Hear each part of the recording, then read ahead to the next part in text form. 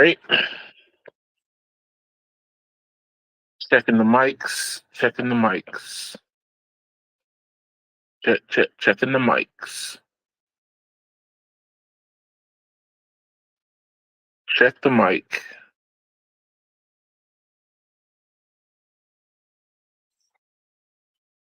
All right.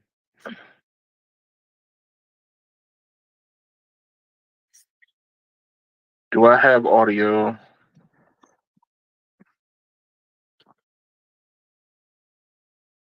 Do I have audio? Yep. Looks like I got audio.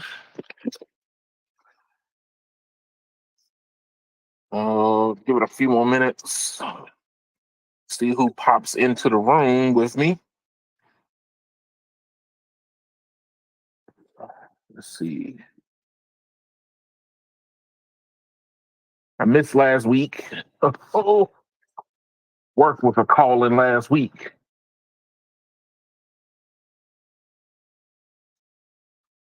All right, so let's see. Uh, welcome, welcome, welcome. Uh, come one, come all. Thank y'all for stopping by. Let's see here. What do we got? What do we got? So, what is on today's agenda for talking about technology? So, we got a little bit of T-Mobile and SpaceX, AST Space Mobile, and the controversy that's surrounding the whole kit and caboodle. Verizon and what they're doing to try to prevent cutting other people's fiber. Uber, which I am a Uber driver, so hearing Uber talk out against Elon, that's something interesting. California is letting us know that there's other EVs to buy. Dodge introduces their new charger. Dish is in the news. Logitech. Let's see. Traditional television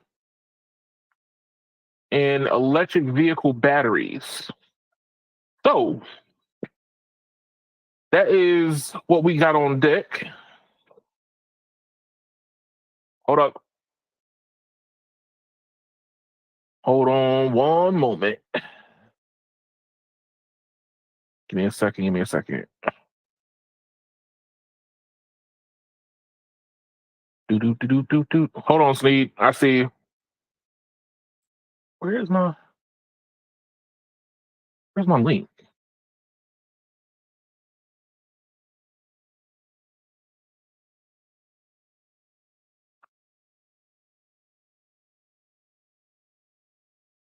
Give me one moment.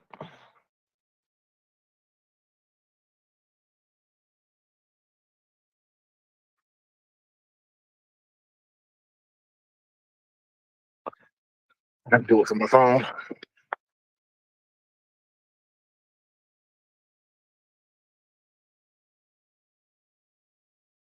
Haven't had to do that in a while.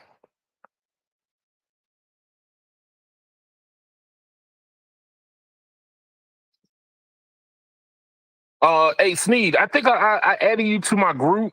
It should be in that. I'm having difficulty trying to find the link for the chat.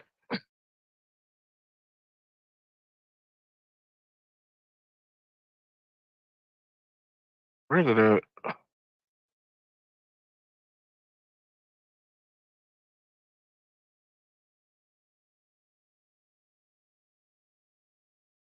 Info copy and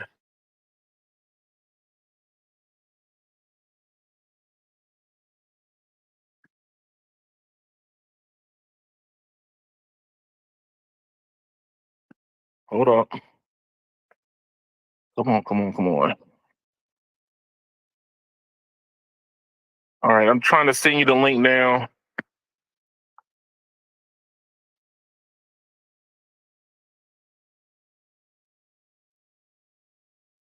Copy.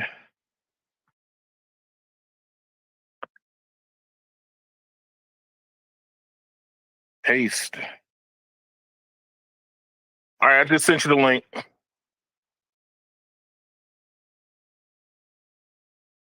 Huh, I haven't done that in a while.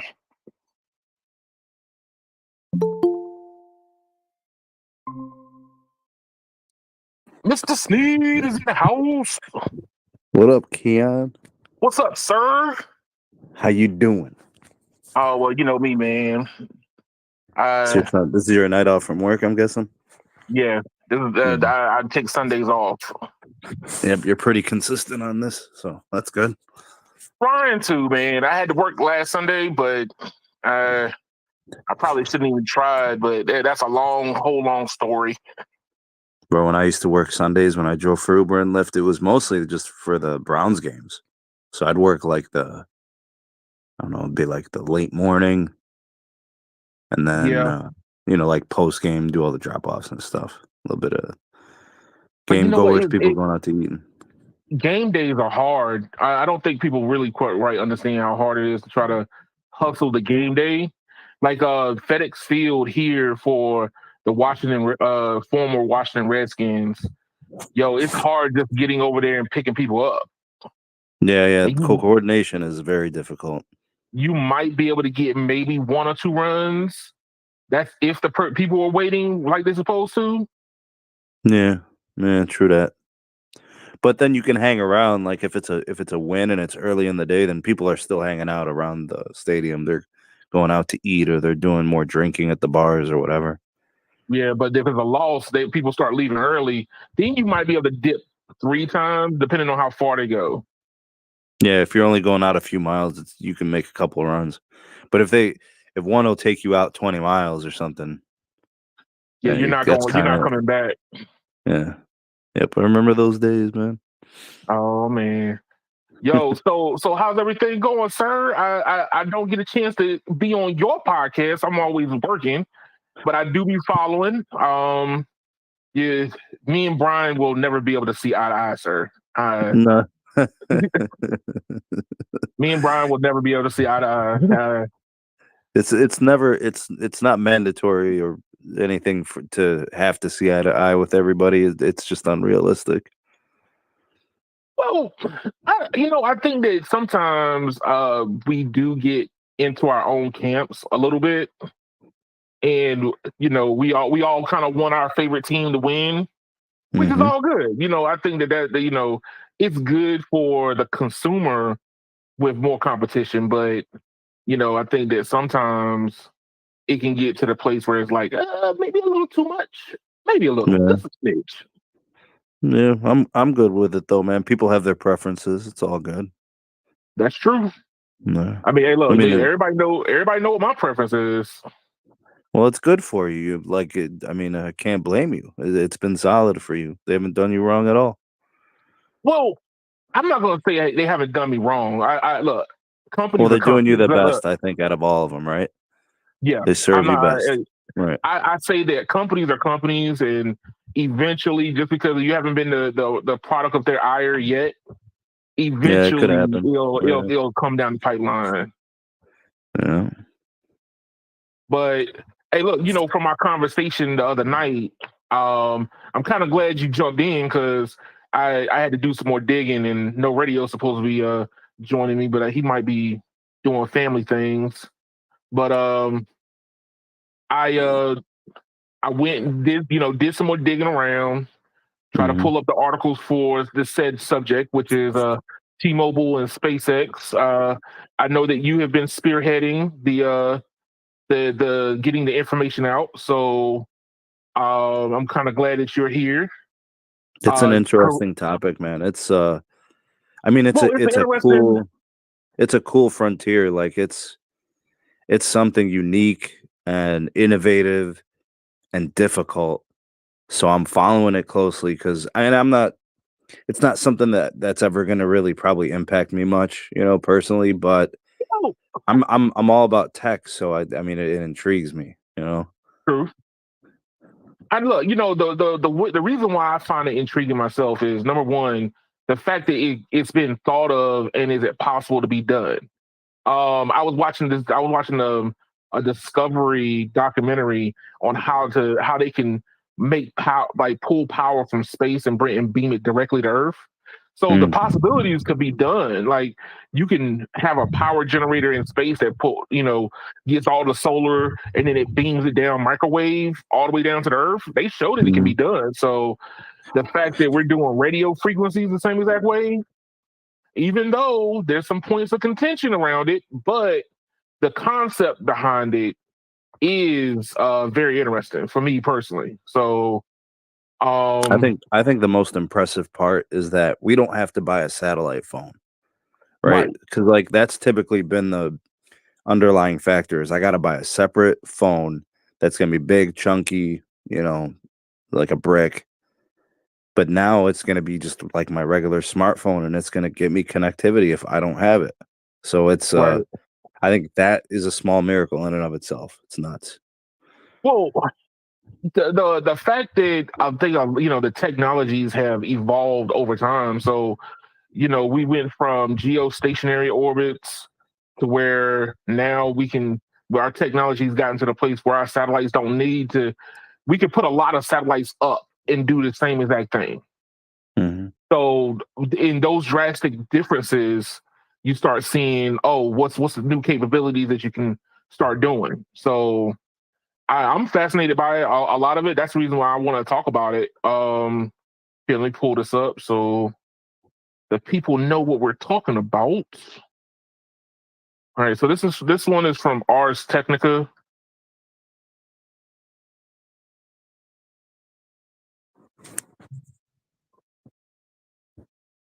All right, did I hit the right one? Yeah, I I did. think so. Yeah. Yeah, I hit the right one. So AT&T and Verizon are looking to throw a monkey wrench into Starlink's mobile plan. So you would probably know more than I would. I've gone off of what the article has read for me. Mhm. For the most part, uh, from the conversation I've had with you and EM, it's more have to do with uh, what's the word? I looked up the word so I make sure I understood what the word was. Hold on one second. It's called um, outer band emissions limits. Yeah. Yep. So Interference. Interference. interference.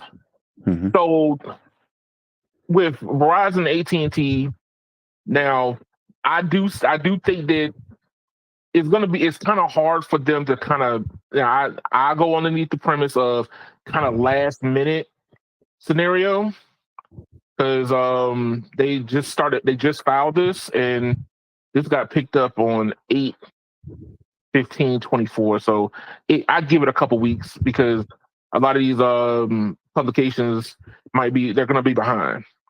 But Verizon and AT&T are in pretty much the same boat. They want to get to space just as much as T-Mobile wants to get to space, right? But they're doing it through two different vehicles. T-Mobile is using SpaceX, and Verizon, AT&T are using AST. So with AST not really getting the FCC's approval 100%, I view this as kind of like a can we delay you?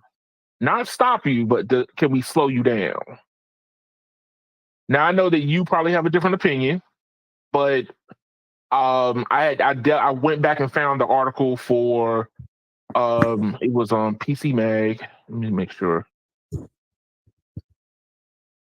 it was by PC Mag, and they said that they only received partial approval, which they wanted to end up deploying more satellites now so they can start offering or potential offer in September. So I looked at this from a combining all the information together, which was is this just more of a delay tactic by Verizon, AT&T? I'm not saying that it's not any harm that could possibly be done, but knowing that how competitive all of them are being, is this just a delay tactic, or are there truly harm that could be befallen that T-Mobile could possibly be doing? I want to hear from you first, sir. So, what is your opinion? Yeah, I don't think it's a delay tactic. I actually I don't even think AT&T or Verizon has a problem with T-Mobile and their space connectivity. They just have a problem with the specific frequency they're using. So if this was like 600 or if this was AWS possibly, I don't even know if that's realistic. I'm just saying other frequencies. I don't think Mhm. they would be saying anything. I think it's just specific to the band that they chose. They knew it was going to be an issue. They were ready, and the research had already been produced months ago that it was going to be an interference concern. And it was just a technicality. It was just a matter of time until somebody made an official comment, or resistance to it. So Right. But I don't like I said, I don't think it matters because Verizon didn't even want to do this.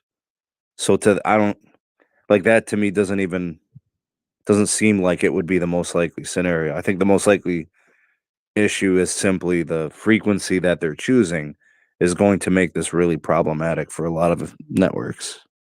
right. But when now with eyeing it from a point of view of competition, right? That's kind of how I'm looking at it. These companies take each other to like different little courts all over America over commercials. Like, who cares if T-Mobile? I mean, for the most part, for us, we don't really care. But why does AT&T get harassed by T-Mobile for saying that, hey, a bad golf day? Remember that So let me commercial? so let me ask you this, Keon. These Uh, are legitimate questions. You answer them as honestly as you can, and then you reflect on what I'm saying. okay. All right. Did Verizon or AT&T push back on the T-Mobile and Sprint merger? No, not much. What Not was that there more? wasn't What would you? there wasn't a heavy pushback. What was the bigger deal? This Starlink thing or the Sprint merger? This is a bigger deal from what I could tell. Well, This is the bigger deal. in comparison, this is a potential hazard if they No, don't no, no, no, show no. if I'm they don't saying show. I'm saying what's an industry like? What's a bigger industry deal? Like which one is going to impact the industry? Like impact Verizon and AT&T more Oh, negatively? the merger between Sprint and T-Mobile would impact Verizon and AT&T more. So they didn't push back on that. They're pushing back on this because I think there's legitimacy to this. They had a right to push back against T-Mobile, but they didn't because I think eventually they were going to probably want some things to go in their favor as well. And it's a good old boys club. It's one of those things where nobody really says or does anything against one another. Yeah, So which is my like how I looked at prior to the merger. Like, Verizon and AT&T never really competed against each other directly. so the They two were big kind of guys didn't fight. They didn't no, they push didn't back fight at on all. T-Mobile getting the merger. Now they're pushing back on this. Yes. I don't. So if it was really about preventing T-Mobile from advancing, they would have pushed back on the merger. It ain't really about it, man. I'm telling you. I think if it was any other frequency, I don't think the resistance would be there. Well, I would say it like this. I'll say it from the more competitive standpoint. I'm reading the articles because, like I said, I don't have any insider information. The only thing I could do is read what is being published and try to interpret it, what's being offered, right? But I have read articles where AT&T complained that the moniker of nationwide 5G, the best nationwide 5G was challenged in court, and T-Mobile had to stop saying that, right? Verizon says, "Hey, you can't say that you have the best 5G ever, moniker, right?" Hold on. Oh, is that me or you? No, go ahead. Oh no, there's a feedback coming in. I wasn't sure if that was me or you. Can you still hear it? Yeah, I can hear it on my end. I'm gonna mute myself in between. Go ahead. Okay, but basically, seeing that these companies now are going tit for tat, I'm not saying that there's not a potential for interference. I think that if there is, hey, I don't want something to adversely affect another competitor, right? If you're going to compete directly up, head up against each other for offering, who has the best services, who has the best pops, whatever, whatever moniker that says that you are the best, so be it, right? But if they're being vague about their finding, then that could be another competitive aspect that we're just overlooking. I mean, in this article, they said that T-Mobile response was, "Oh, they see that we're getting ready to launch, so they're going to come up with falsities." Yeah, but there's independent studies done by people unassociated with these carriers that produce the same data, the same research, the same conclusions. And actually, if you think about it, if the data is proven true, which it continues to hold weight, Mm-hmm. the only thing that's anti-competitive is T-Mobile disturbing the other networks. Right. So Yeah, I don't know, like I man. said, if it's proven, and like I said, the last arbiter that could say yay or nay is the FCC. So if the FCC discovers that there is harm being done to the other two, then yeah, I don't think that they should be able to do it. Period. But My concern though if is the FCC passes it, my concern is they're not, the FCC is not going to pass it. They already made rules on this. So, and this exemption would violate the rules. That's why I don't think that's why I'm kind of bummed out with T-Mobile that they would do this anyways, because they were basically at the table when they made the rules for the emissions of the radio frequencies. So the power limits and things like that, they were there. So they were there. They knew the limitations. They knew what they were getting themselves into. They proceeded anyway, putting themselves at risk to be denied. And then now the question becomes is what's going to be their pivot? Are they going to completely abandon the attempt, or are they going to go to a different frequency, or are they going to just deploy anyways and then just turn the power down so much it's almost going to be a useless connection? I have a feeling that's what it's going to end up happening. well, Right? They're not going to give end them. up turning it down. Yeah, they're going to power down that band 2 from space so much that it's going to be barely usable. Like getting a stable video call will be almost impossible. It'll basically be texting. And data will be Yeah. a pipe dream, like an actual, like watching a video or something. You won't be able to do it because the power levels will be so weak. Getting it to a phone is going to be challenging. No, I understand that. I was just saying, like, Because if they're not gonna, you know what I'm let's say that saying, they're Keon? They're just not, able just to get anything done. they're not gonna, like the radio gear is already up. Right. Like Oh, it's it's already there. like A lot of that stuff is already flying now. so they're not gonna bring it down and then put new gear on there. It's gonna be band 2, and they're just gonna be forced to have to turn it down. I think they're hoping. It's like shooting for the stars, but just maybe you end up on the moon kind of deal. Right. Yeah, maybe it's that. I don't know. But I mean, I guess I Now, can't blame them for trying, but I mean, it's not going to happen. yeah, but I mean, like I said, like from my point of view, as this was being starting to develop, right? Then, because a couple weeks ago, I read an article where AST was delayed. Like, here, let me pull it up. Let me pull this up.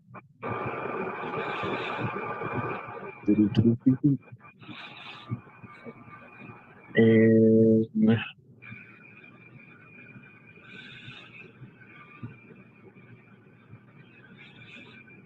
AST. So this is from PC Mag. AST only gives partial FCC approval for its Starlink rival, right? Now, I saw this article before I saw the one from Ars Technica, way before. The problem at hand was, and this, like I said, this is how I looked at it, was since AST is being delayed, which is going to delay Verizon AT&T's offering the same exact technology. Why not delay your competitor also?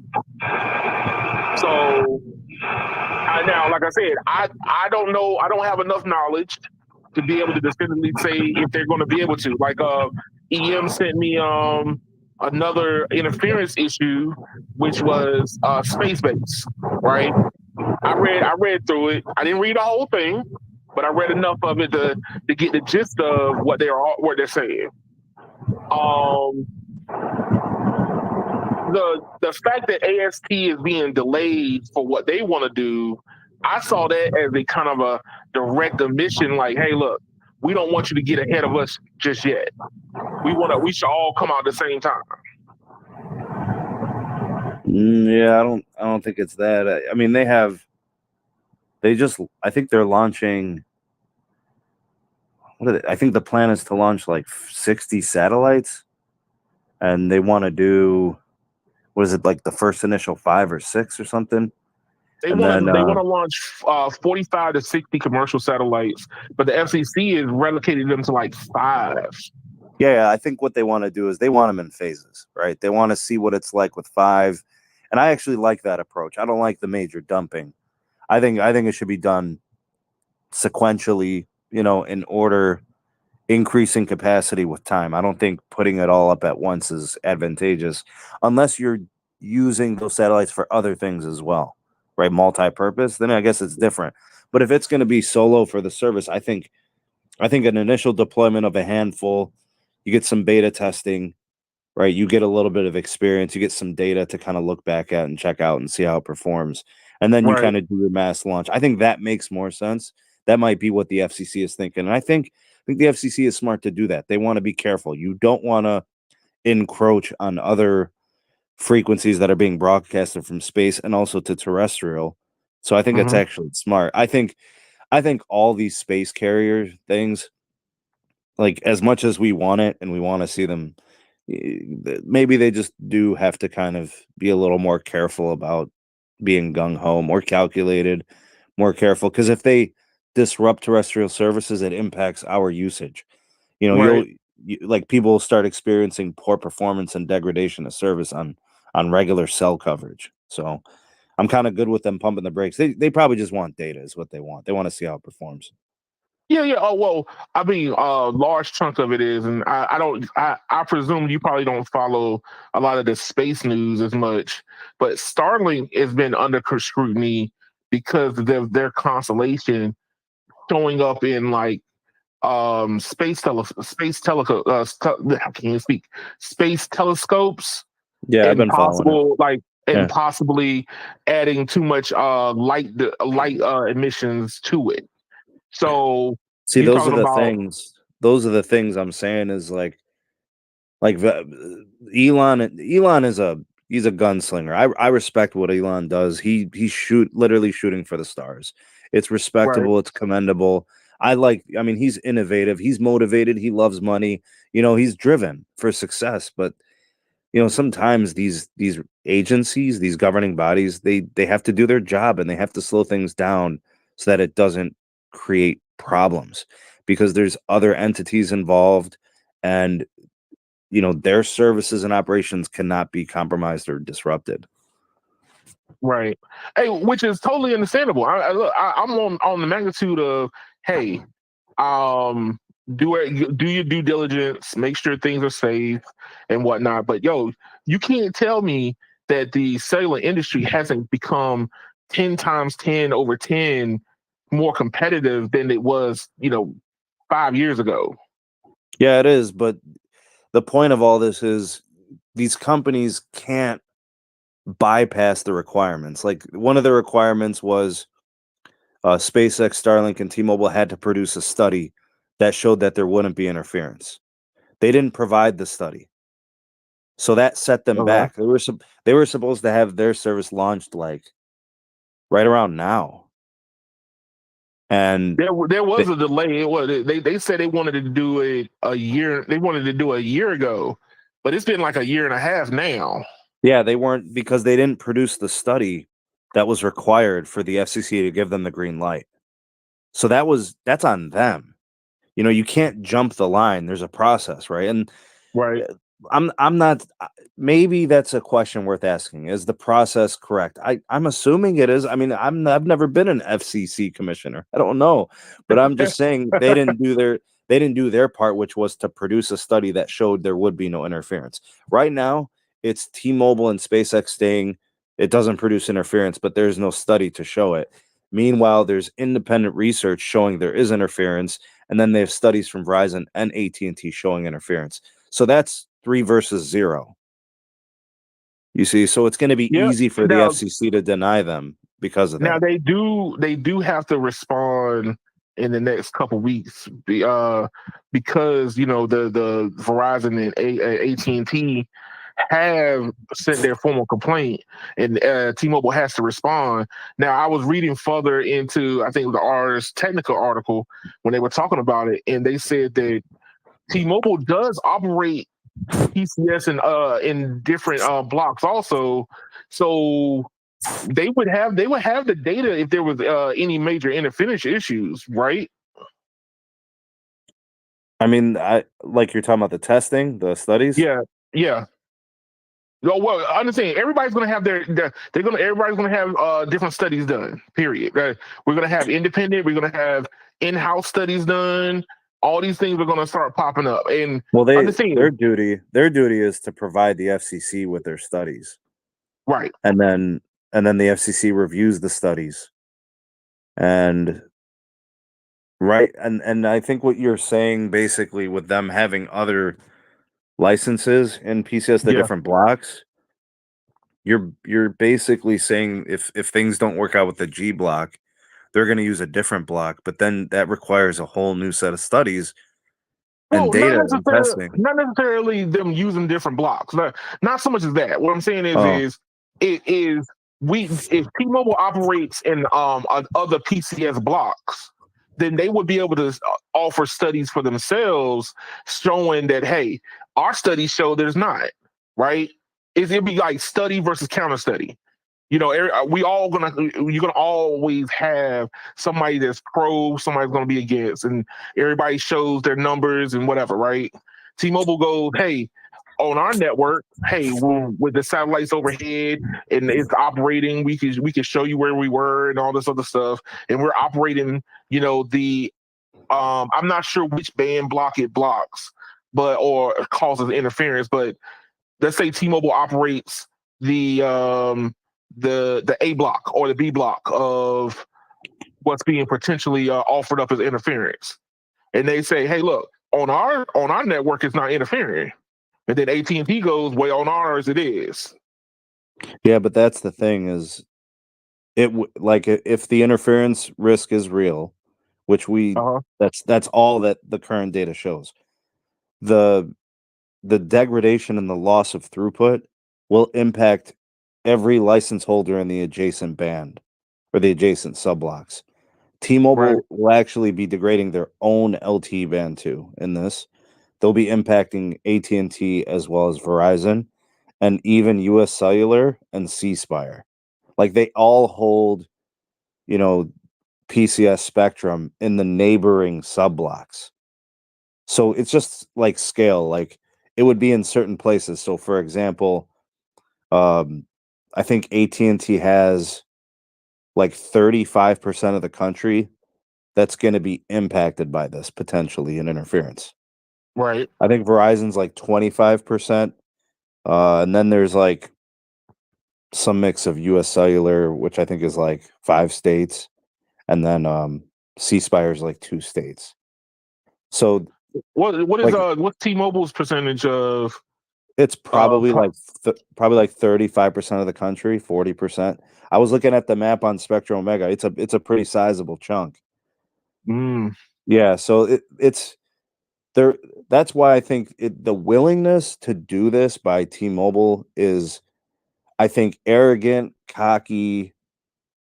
I think they're just like, let's see what happens. Like, let's see if they'll exempt us. Like, they're just, it's just YOLO, And that's why I think it's going to get shut down, and all that's going to be left is they're just going to have to, push it at weaker levels so that it doesn't interfere.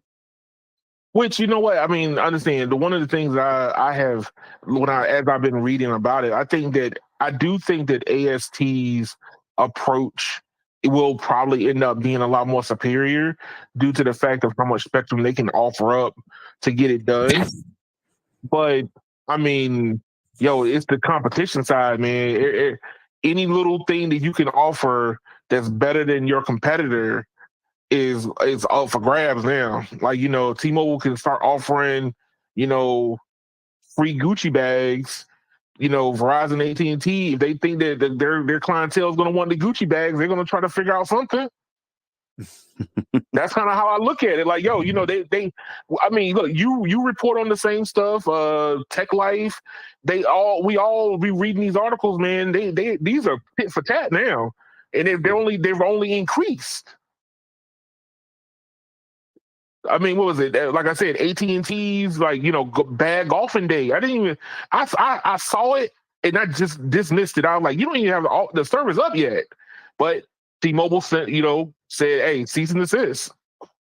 I don't blame them. I mean, I personally think that the culture with these corporations has to change. They can just basically say whatever they want. I mean, stuff doesn't even have to be remotely true or accurate. They just say whatever they want. And it's gotten pretty customary at this point where it's like, it's just normal talk. But you know what? But they do prevent them from going ham, right? Sometimes, I mean, not all the times. I mean, I've seen commercials where I'm just like, that shit ain't true, and sometimes it's the naming is this, and sometimes the naming is just deceiving. They're not like quote unquote lying directly, but like it's made to be deceitful. It's like, it's a weak effort at trying to correct yourself. You're not. No, and I totally understand that. I just said that, I think that before the merger, they would have looked at a T-Mobile, AT&T and Verizon would have looked at a T-Mobile and were like, oh, that's cute. But now, they go, oh no, we can't let you do that. And I just, that's how I look at it now. It's like, where they would have let it slide, be like, hey, we offer the best 5G network in the area we operate in. Like, it'll be that little subtitle underneath. We offer the best 5G network in the area we operate in. It'd be fine print. Now they're like, oh no. You're not playing that game. Don't even try it. You can't offer that. You can't say that no more. Because I do feel like perception is a very big deal. Yeah, for sure. So, but let's see. I got one more story that is inside of your wheelhouse, sir. This is up by Verizon. This should be a good one due to the fact that they're gonna have to figure something out because what was it? There was a big network outage in North Carolina. I don't know if you saw that flash on your screen. There was a big network outage about a week and a half ago. How was it? You say it was most of the state, you said? Just about. Wow. What was it? Spectrum. They had a fiber cut and it knocked out like their whole network.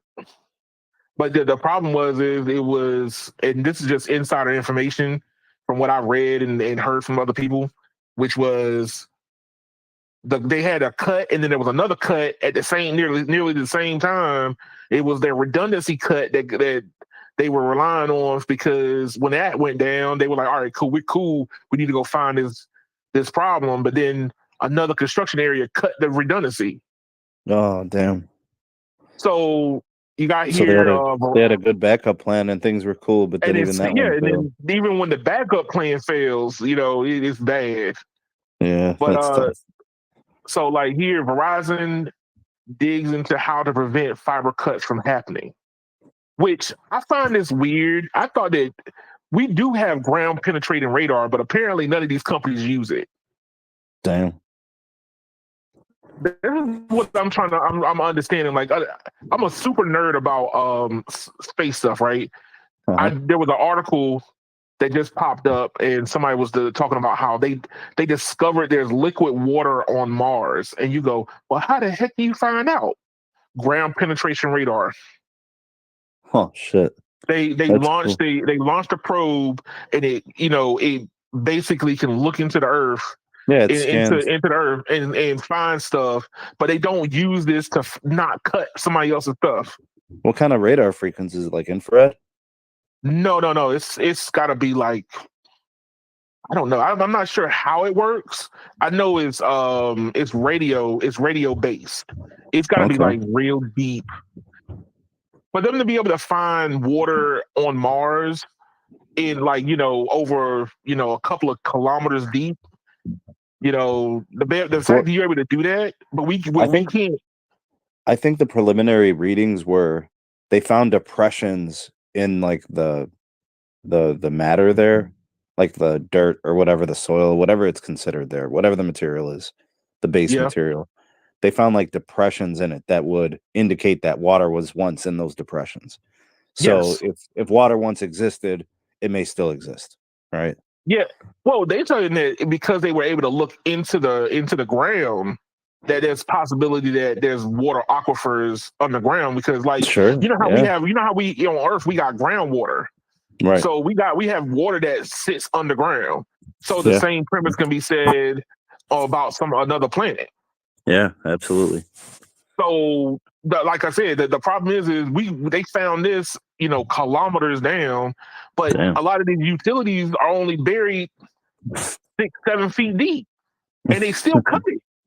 Yeah. That's We're crazy. talking about you dig a hole, bam, you cut So, something. so we got to make some progress in this direction, don't we? Well, I'm just saying that. Hey, look, the fact that Verizon is looking into this, I'm saying that I think that the whole industry needs to be. Yeah, I agree. I mean, the fact that construction workers they're just digging just to be digging, and then they cut it and they go, oh, I don't know what we cut. Oh well. Yeah, they're not thoughtful and careful. They're supposed to by obligation is what's that number? Is it 811 before you dig? Yes, 811 before you dig. Yeah, they got to do that more diligently, especially just to meet the like they're supposed to. I think they're legally obligated. So that's something that should be customary at this point. But you know what? This is what I find, right? Um, it's just cheaper to go ahead and cut it and pay for it than it Nah, man. is to wait. But the problems that can happen from it, man, is like so far reaching. Like a fiber cut for a telco, I mean, you're talking about impact. If it's a big city, Yeah, that's millions of people. Like take DC for example. I mean, what's the size of the DC market, man? Baltimore and all that.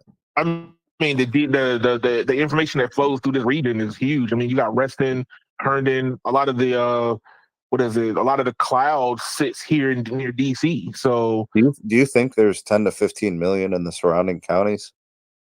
there's more. I think that the Northern Virginia, Maryland, and DC, it's growing all the time. I don't know exactly how big, but DC proper is like 750,000 people.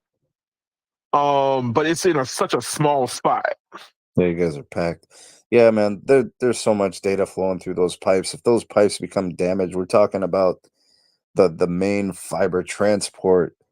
It's a lot to lose, man. If that shit goes down, it's gonna be tough. It's But gonna here's the impact a thing: lot of folks. it whoever operates 811 must have a backlog a trillion miles long because these companies are opting to just be like, hey, do what you can not to cut anything in the ground, and if you do, we'll just pay the fine versus wait. Maybe the I fine mean, all needs you to have be to more do is wait. substantial. Maybe the fine needs to be more substantial, or at the very least, there comes a point where your business can't operate if you have these violations. I think that's what it's going to come to. It's too much at stake now. Everything's connected. That's true. Uh, I mean, I know. Look, I'm not going to pretend like I know business, but I've seen it happen enough. Like the previous company I used to work for, yeah, we were a smaller company, so we had to wait for 811. But imagine if you like a multi-billion-dollar company, you like, yo, time is money. The excavators need to be paid for. This need to be paid for, and you're like, yo, how much does it cost to cut one of them things? If we do it, we'll pay it. Proceed. yeah. So I think the punishments and the outcomes need to be a little bit harsher. It's got to be harder hitting. Got to have more teeth. That's true. With Like, so second Verizon, violation, third violation, fourth violation, they just have to increase in penalty to the point where licenses can be you know, revoked, and like extreme punishment. Like, look, you've had 3, 4 of these incidents. You clearly are not fit for this type of work. that's true. I think that's what it's going to boil down to, which sucks because But you then want people to companies earn and you use. want people to make money, and it's part of the economy. But I mean, you're causing a lot of issues. I mean, you don't deserve to operate. But that companies use like third party a lot too. Like they'll hire contractors to do the work, and they won't Yeah, like, and sure. they don't want to Contractors or assume the not. I mean, there risk. still should be penalties, Keon. You know what I No, mean? no, no, no, no. Oh no, no. I totally believe. I think that whoever is operating on the property or overseeing the property should get hit with the fine. Also, not the people who are doing the work for the property. Yeah. The way they end up happening is like um, said contractor company hits it, cuts the fiber, and then they get hit with the fine. But the company that's commissioning them is like, oh, just roll it into the price. We'll pay you for it. Don't worry. Yeah, that's a problem, man. I mean, at the end of the day, I think whoever's responsible for it is the person who cuts the fiber, right, or damages the infrastructure, at least that much. True. Now, with this article, they're talking about using artificial intelligence to be able to To be reduce. preventative. It's more about prevention as opposed, Right. yeah. So it's being less about being reactionary and more about being preventative. No, that's totally understandable. I just find it funny that our technology has gotten to the place where we can do deep earth scans and find dinosaur bones, but you can't find a freaking cable the size of your arm running through a piece of property. Maybe we need a completely available database publicly, but like Yeah, the problem there is a lot of these entities are withholding it and hiding it, and they're probably looking at it as trade secrets, business trade secrets. I don't know. that's true. Maybe. But I mean, hey, look, he's going to get to the place where, let's say that a fiber cut causes, you know, emergency services not to work, and something bad happens right at the same time. The like, I don't know what would be the biggest penalty, but we know that the telcos get hit with pretty sizable penalties when their network goes down, and if there's any 911 potential calls. Yeah, the 911 thing is pretty serious for the FCC. Also, if you fail to report it within a certain time frame, that also can get you dinged. I think it's going to have to be reporting. Digging, I feel like they're just going to skimp out on it. Have you ever seen what 811 uses to try to locate fiber or No, locate like what utilities? what do they use? It's. I'm not going to say that it's not as effective, but it's not. Look, I understand. You have Nothing some high tech people. about it. It's not high tech. It's not high tech at all, man. It's literally a You think they wand just require more on a funding? handrail. You think They're they just probably need gonna more funding? they're gonna need more technology. Yeah. I'll put it to you like this: there are people who find stuff in the sand at the beach more accurately than they find fiber and pipes and utilities on the ground. Yeah, we're gonna have to invest in this if we're gonna make it better. But the technology is there. I just feel like sometimes it comes back around to underinvesting, and Yeah, you're not economics. willing to do any. It is You're not willing to do anything about upping the scale, right? You know what makes Japan great, like Tokyo specifically, What's that? is it's just the investment into infrastructure. Like every big city has like enormous infrastructure deficiencies. And it's Yeah, because, the lack of investment into it. Like I was reading some statistics on infrastructure investment. And I guess the world's got 7.9, 8.0 billion people or something. We're like right there. right. But our current infrastructure really only supports like 3 billion people. So we're Mm, we're we're living and developing beyond our means, like as a right. world. And then you look at and most of the failure of infrastructure is in big cities. We don't scale the infrastructure we actually need as much as we should. So if you got a city that has 5 million people, chances are you probably don't have 5 million people worth of infrastructure.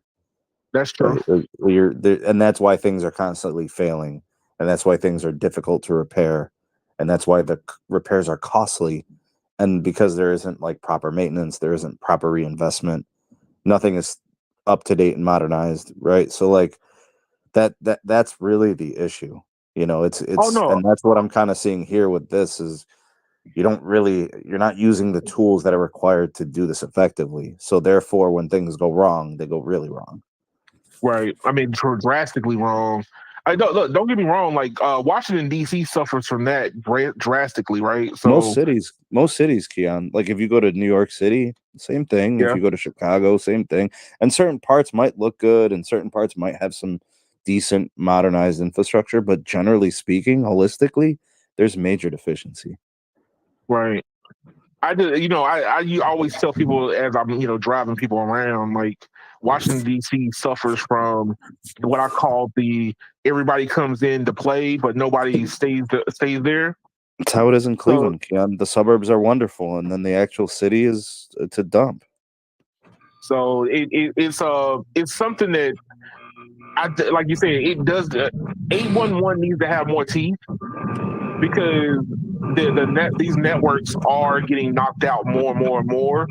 It's happening more frequently now than it was. Like, let's say if you buried a fiber cable 30 years ago, it's now becoming more in danger because we're starting to spread out more. Yeah. So it's one of those type of problems that it's only going to keep happening, and I think that companies are just opting not to. They're like, yo, until you put sharp teeth on it, we're going to just keep doing it. Yeah. That's just how I look at it. But I mean, I'm kind of glad, seeing a company like Verizon because Verizon has a lot more invested. I mean, they're trying to. They got what the MCI old network is their work they're operating, and it's long distance transmission lines. So uh, let's see. But I don't know if you want to stick around, man. I'm getting ready to dive into that secondary side you say you don't like. What is it? The electric vehicle side. Oh, you know what? Before I go into that one, can you give me an update on this and what have you heard? I did read this from Phone Arena. Uh-huh.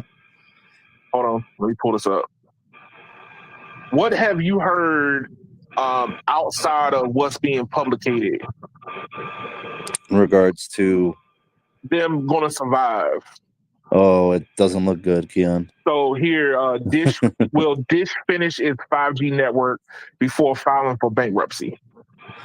Yeah, it doesn't look good. They don't have much money. So part of the scare and why you're seeing the bankruptcy rumblings kicking up so high is the fact Uh-huh. that they have less cash on hand than what was going to be anticipated. So I think they expected cash on hand to be 550 million and it came in at like 280 million.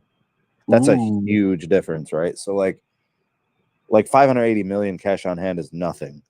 But to have half of that is scary. Yeah. Because that's basically saying, well, we got to increase the rate at what we thought they were going to go bankrupt. So if you thought they were going to go bankrupt at the end of the year, you're saying they might be bankrupt before that. You get what I'm saying? Like, so like the projection was they were going to be bankrupt soon. Now they're saying they're going to be bankrupt sooner. Oh, so they might. You telling me they not gonna they might not make it to Christmas? Not even They might Thanksgiving? not make. They might not make it, man. Like, and that's the thing.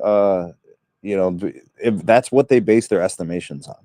But the one thing that is good out of all this is if it wasn't for the ACP disconnections, Yeah. they actually weren't losing customers. They actually gained 12,000 subs. Oh, Now, because if you look at cable lost a massive amount of ACP customers. They like yeah. Spectrum and Comcast. And then you know, same thing with like the prepaid side of most businesses. They were going to be net positive if it wasn't for ACP. Right? So Right. sometimes, you know, you have to look at the nuances within the data and the numbers, and it kind of tells you a little bit more. And I think that's the one thing about Dish. Like, they didn't have a bad quarter. They actually had a fine quarter due to, you know, if it wasn't for the ACP. Like, they actually gained like TV subs or something crazy, you know, which hasn't Right. happened in years. I mean, the trend has been going downward for television, which I have an article I was going to start talk. I was going to talk about that a little bit later. Talking about that trend, but I know that Dish has been a victim of that trend a lot worse than everybody else has. Satellite TV, I think, yeah, it's been rough. But I mean, you have that trend happening. They're burning through cash, building their network, and then it talks about bankruptcy possibilities. That's not going to go bode well for anybody that wants to invest into a company that would be like, hey, look, if I invest into you, then all of a sudden you get bankruptcy protections. I'm gonna lose out on my investment. Yeah, I don't think there's any reason to invest in Dish. You know, they haven't proven anything. You know, I think that's pretty obvious. At least to me, it's glaringly obvious that they don't know how to run a wireless business. I mean, they're having huge trouble. The one thing I will say is, you know, they've reduced their losses, which is, I guess, encouraging for any company that's been experiencing losses. But they would Yeah, have to consistently show improvement before I even, you know, started to say, oh, they've turned it around. You know, you're going to have to end losses and then start gaining. And then that's those true. gains have to be consistent. Then we could start talking about a possible turnaround. You know, But this was something that I was kind of I was a big. I'm not gonna say I critiqued the idea of Dish being a network, a cellular network, but I didn't feel like they were going to be able to survive in such a competitive market where everything that's being done can be copied, right? Like what I had always said, what is Dish gonna bring to the table that is unique for them that nobody else can, take from them or try to duplicate for themselves? And it hasn't really shown up as much as of yet. well, what they said initially was they were going to offer, and this is what they said, not me. They said Yeah, they were going to be doing things specifically to 5G enterprise, right. network slicing, you know, next level standalone operations, you know, stuff that is still not taken off for anybody. The same Right. thing that Hans was talking about with Mech, the same thing that we're kind of starting to see private networks become a thing, right? Yeah. And like that's what Dish was talking about as their uniqueness, but it hasn't happened. Everybody's still going to Verizon for that. Right. So, you know, they're not hitting on the thing they said they were going to. and they haven't been able to even garner any traction amongst the traditional wireless customer. They don't have business accounts. They're not gaining a lot of consumer customers. And Now, with respect to the prepaid business, it's been bad. They have now, huge problems and disconnects and discord with their dealers, which is their retail plan. They do it through authorized dealers. This right, situation's not good, and it's gotten worse. And then they were less competitive because they didn't own their own network, and they had to pay T-Mobile, and then they had activation issues. Then they had ransomware attack, and then they moved to AT&T, and now they're trying to get customers moved, and they can't do activations. Like, it's been, death by 1,000 paper cuts. right. Well, these paper cuts are pretty big, sir. I mean, they're not. They were getting cut by bundles, not by a single piece of paper. It's just one thing after the other, and it But just. But I wanted to ask you because I saw your video on I think you published it yesterday, and your panel was going through saying that if this was going to get bought and who would it go to? Yeah, the guys like to talk about that. The panel does. They really like that conversation. It's not my cup of tea. I'll be honest with you. That conversation, while it's a real conversation to have, it's not out of the realm of possibility that Dish is going to go bankrupt. It's highly likely, actually. But they love talking about those potentials. It saddens me, but I entertain it. So, anyways, go ahead. Well, I mean, not to add too much to it. I've done my own speculations, but I don't necessarily think I think that because me and No Radio have talked about this subject also. I think that Amazon is going to be the one that jumps in. It just seems like Dish and Amazon were cozied up a lot more in the early days, and the way that Amazon likes to move, they like to move in such a way that they go, "Oh, do you need some help? We'll help you a little bit. Oh, do you need more help? All right, cool, no problem. We got you again." But that's kind of where, like, I was listening to it, and I was like, everybody's like, "Oh, T-Mobile shouldn't get nothing, no more. That's it. You're done." And I'm like, I don't think they even what Dish has. Well, the spectrum that Dish has is very attractive. Oh, I believe it. I believe The it. companies, yeah, the current telco, the big three definitely want it. The possibility of Amazon. See, the problem with Amazon and telco is Amazon's. I mean, it's going to be heavily scrutinized and regulated. That's a big company that generates a lot of revenue. I mean, Yeah. I can't name 5 bigger companies than Amazon in the Well, world. I always looked at mergers and acquisitions from this standpoint, right? Is it a what it's called? I'm probably going to butcher the name, but is it a vertical or is it a competitive move? So like a T-Mobile and a T-Mobile and Sprint, that's a competitive move, right? So of course everybody's worried that prices will go up, and that's exactly what's happening with like the U.S. Cellular possible acquisition for some of their spectrum and different assets, right? Mm. Some senators are like, "Oh, it's going to cause pricing to go up," and "Oh no." And I'm like, if you don't do it, the company's going to die. Which one are you going to have? You're worried that prices are going to go up, or a whole company dies? Well, I mean, U.S. Cellular is not big enough to where I think it would impact national cost. It might Right. impact local costs for some of those people, I think, but national cost, no. Yeah, I don't know. I mean, they're not wrong. The premise of mergers and acquisitions, I mean, I can't name a time where it didn't lead to higher prices. Let's just put it that way. True. But it can lead to better product. So that Right. can happen too.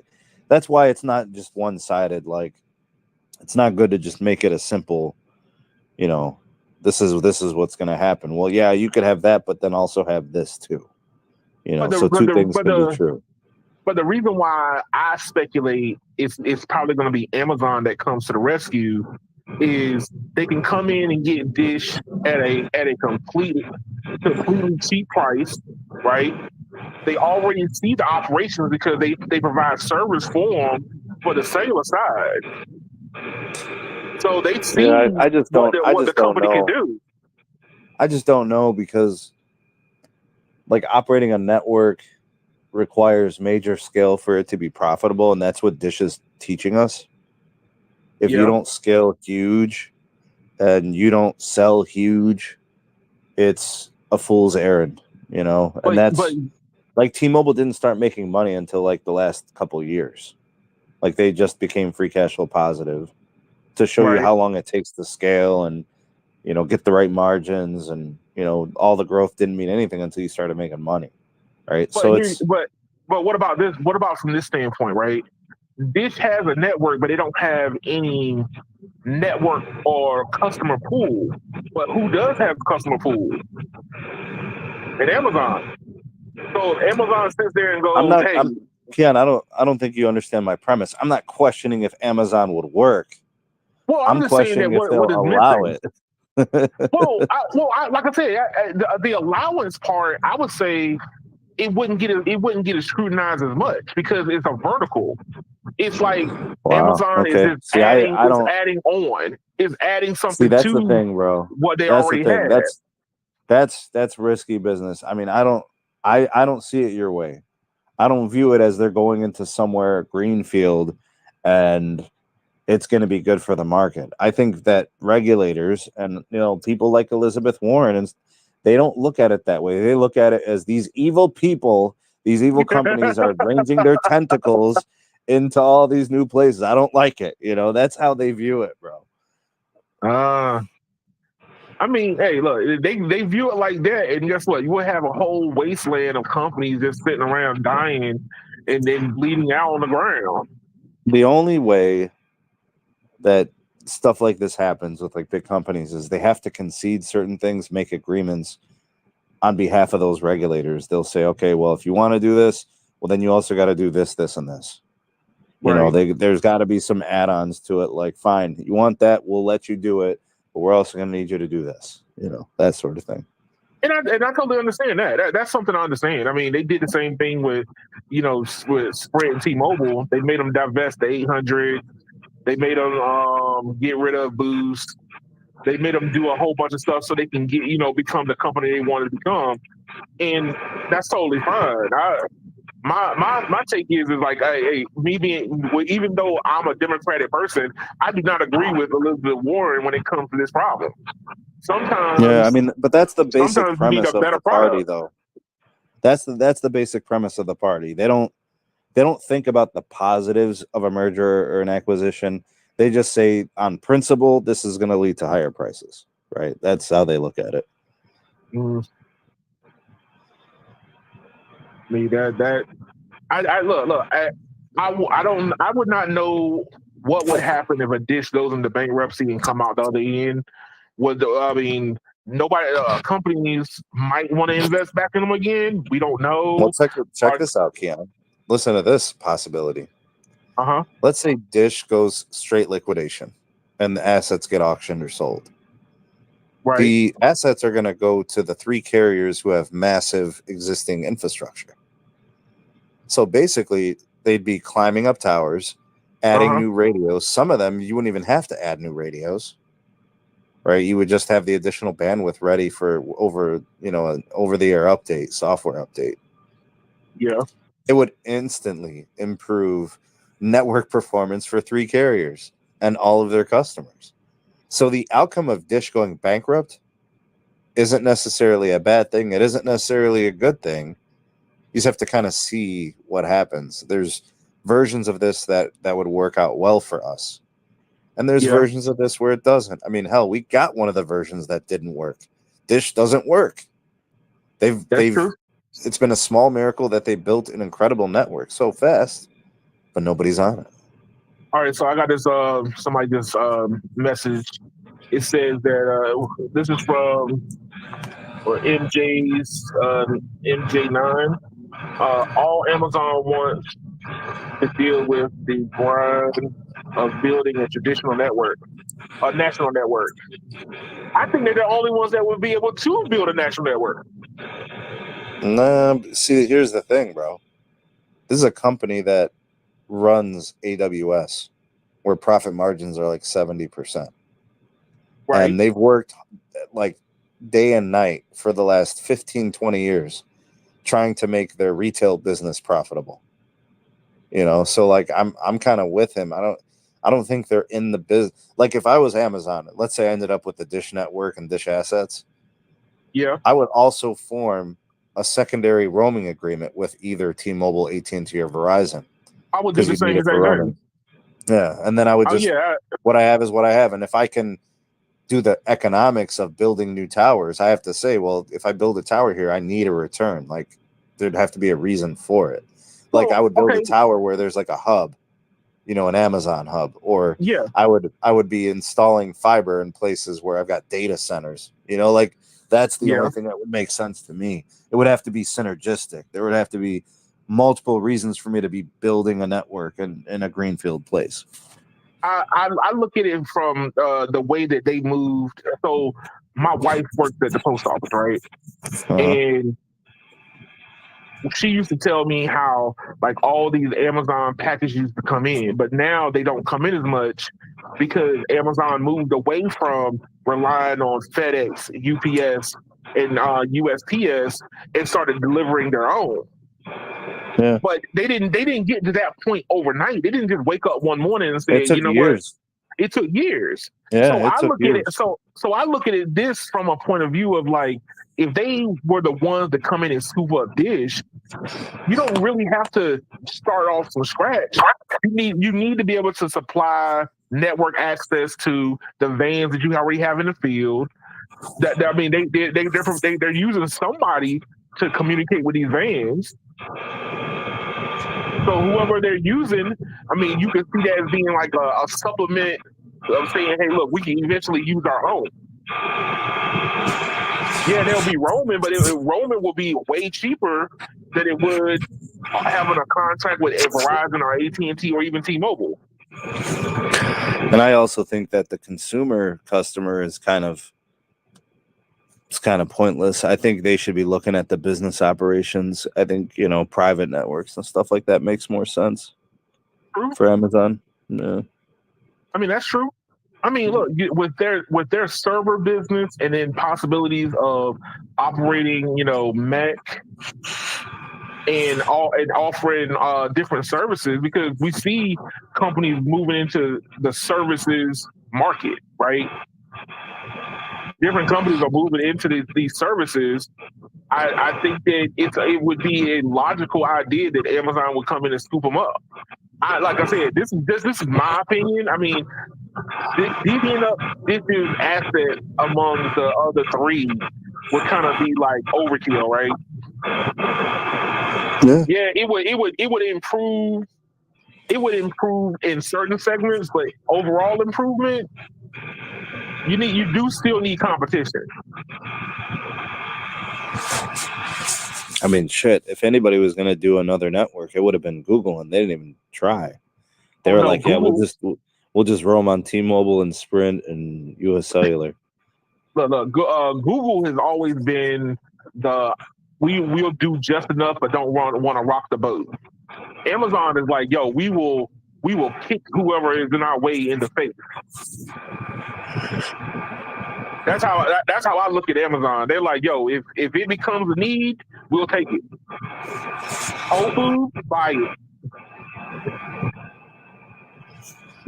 Knock Barnes and Nobles off their perch, bet.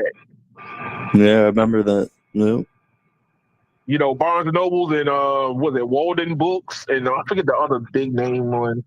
Man, they just totally massacred them. Thanos, bro. Just snap the fingers. 50% of Snap them. everybody gone. But yeah, I just wanted to get your take on it. I saw your video on it, and then this article popped up in my timeline. So it's almost like it was a perfect idea. Let's see if you remember this. For Dish, I see some hungry days ahead. Yeah. It's tough, Oh man. It's yeah. tough. Yeah. Well, hey, that's all my cellular side, man. I'm about to jump into the EV side. I don't know if you want to stick around for that one, but I'll hang around as long as I can, Keon. It's cool.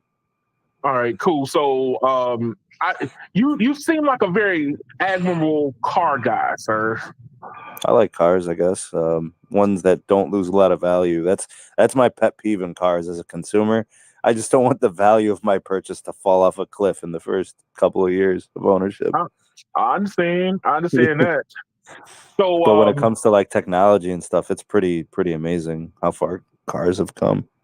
oh, then you'll love this one. So, technology wise, so you've heard that the Dodge Charger was discontinued, but then it's being brought back, right? Well, weren't they? I mean, those were, in my opinion, they had some pretty trash like resale value and some pretty trash quality issues. So they weren't like, viewed in a positive way. So I could see why they discontinued them. Now, when they bring them back, you got to address those things because that's the public perception, is it not? that is true. Part of the problem, I think that Dodge ended up getting, especially around the Charger, was the moniker of being out of control, right? I mean, don't get me wrong, like the cars are fast. They're just danger fast. Like, Mm-hmm. I told somebody said, like, my Model Y is quick, Mm-hmm. right? It's a quickness that makes you respect how fast you're going. But the Yeah. Chargers, man, is raw power that can grab at any time. It's like you're living on the edge all the time. And that's the biggest difference. Like, yeah, I understand you can hit that on a Charger, you can hit the gas from 30, 40, and 50 miles an hour, and that car will launch into a tree. Dang. Now, that's how dangerous it is. Like, you're not safe at no rev range. But so the new electric Charger, which what they end up doing, and what they end up doing is they discontinued the car completely. And then they came out with a new way of building the vehicle, but they're still going to build electric and gas versions of this vehicle. Okay. Now, a lot of that is due to the fact that the electric vehicles are coming around, but they're not. The uptake is not there yet, right? So the safe bet to do is to build a gasoline version of that same car, but then all you got to do is just put the body of that vehicle on the electric chassis. Which Is it means that that you simple? it's that simple. So car production is mostly streamlined? That's what they're doing, is streamlining it. Okay. Basically, you can build the same vehicle, but use two different powertrains. All right. I went through the whole presser, but this article, when it came to technology side, they're doing fake exhaust sounds, Oh, and shit. it sounds almost unsettling. So what are they doing? Like playing it through a loudspeaker? That's crazy. Almost. So I think in this article they show what it is. Let me see if I can find it. Oh man, this is getting right. crazy out here, bro. Let me know if you can hear it. Let me know if you can hear it. Oh shit.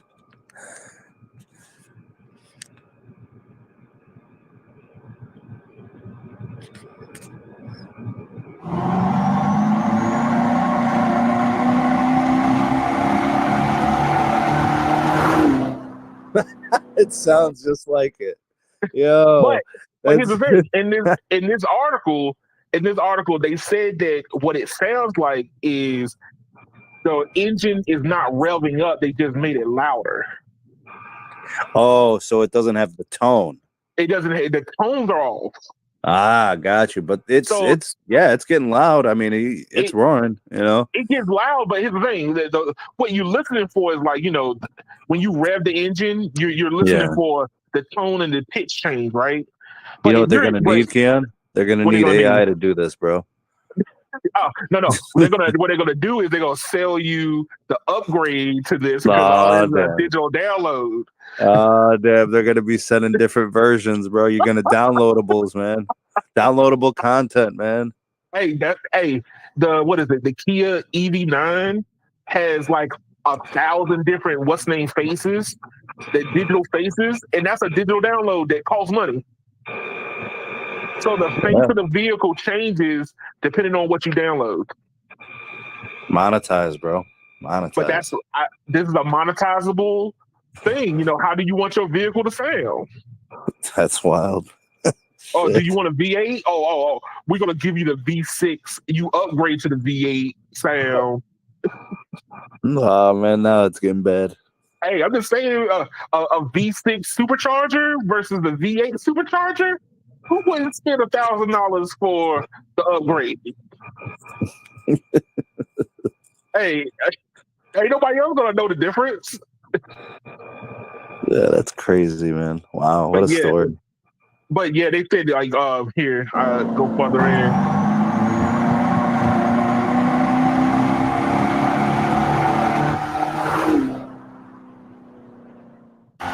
You see how the tone you see how the tone is consistent until it passes by. Yeah. See, all those Hellcats that I've heard when I'm driving down the road, I can hear those things 6, 7, 8 blocks back behind me, Yeah, man. and they're loud. I mean, like super loud. Dude, I had a Dodge Challenger for a rental car once. Uh huh. That thing was fast. Oh I yeah. mean, I was smoking everything moving, bro, on the freeway, man. I think I used like 20 gallons of fuel in like 2 days, bro.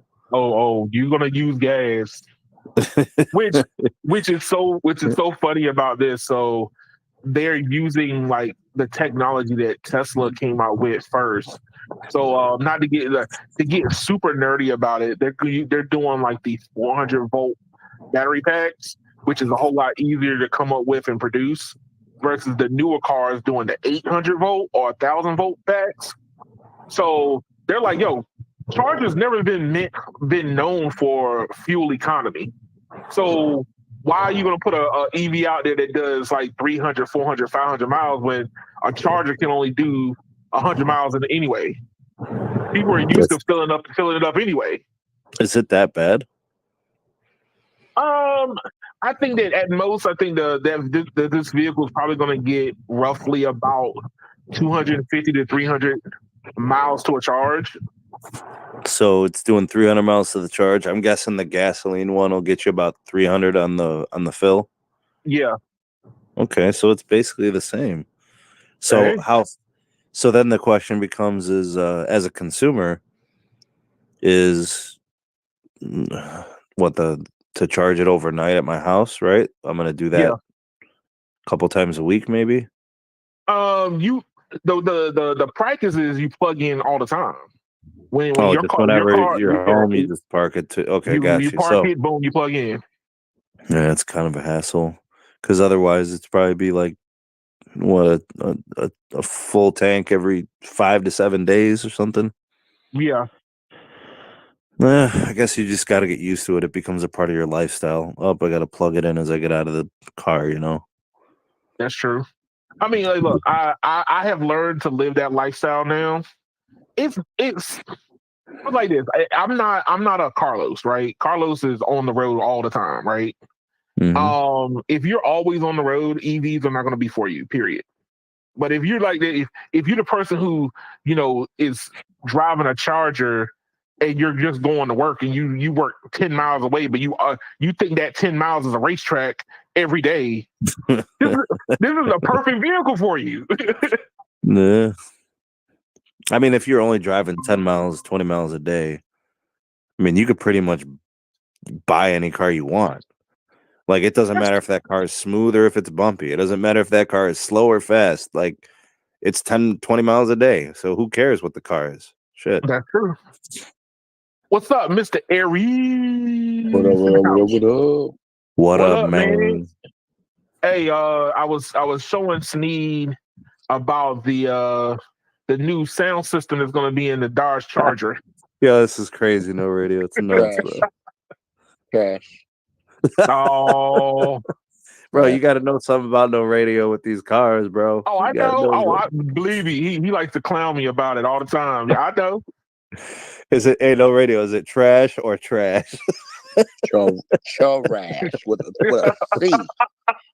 But hey, man, look, I was telling Sneed, man, this is room for improvement. You know, you can download different sound packs.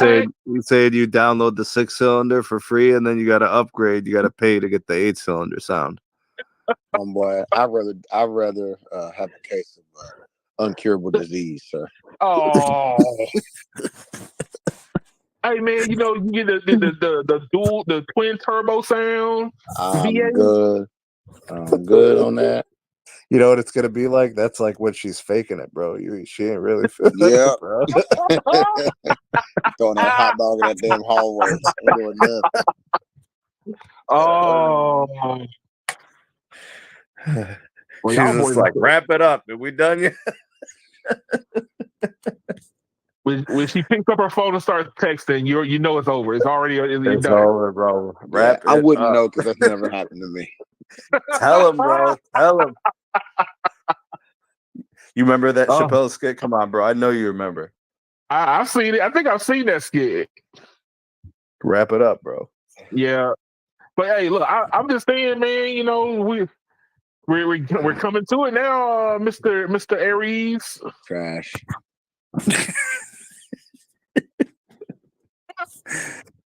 The company's trash. The car's trash. The article about the car is trash. Trash. Okay. Bro, I'm telling you, them cars, they are trash, dog. 670 horsepower, trash. 627 feet pound of torque. Trash. I'm just saying, man. They're cool to own for like 3 days. Yeah. Then you're trying to move on, bro. Oh, we good on that. damn, man, he coming like a wrecking ball. Yeah, I swear, I had a Challenger for like 3 days as a rental car. Bro, after those 3 days, I wanted to return it and get the Mazda, bro. Whatever Mazda they had. I was like, yo, let me get the Mazda. Hey, look. Something about driving gas guzzlers, yo. Last year my family we went to Florida, and the rental car company gave me an upgrade. No, this was more of a downgrade. Okay, I wanted the van. Because that's what I wanted. But yo, I tell you this much, man. As much gas as I spent driving to and from, I was like, I'm never getting that vehicle again.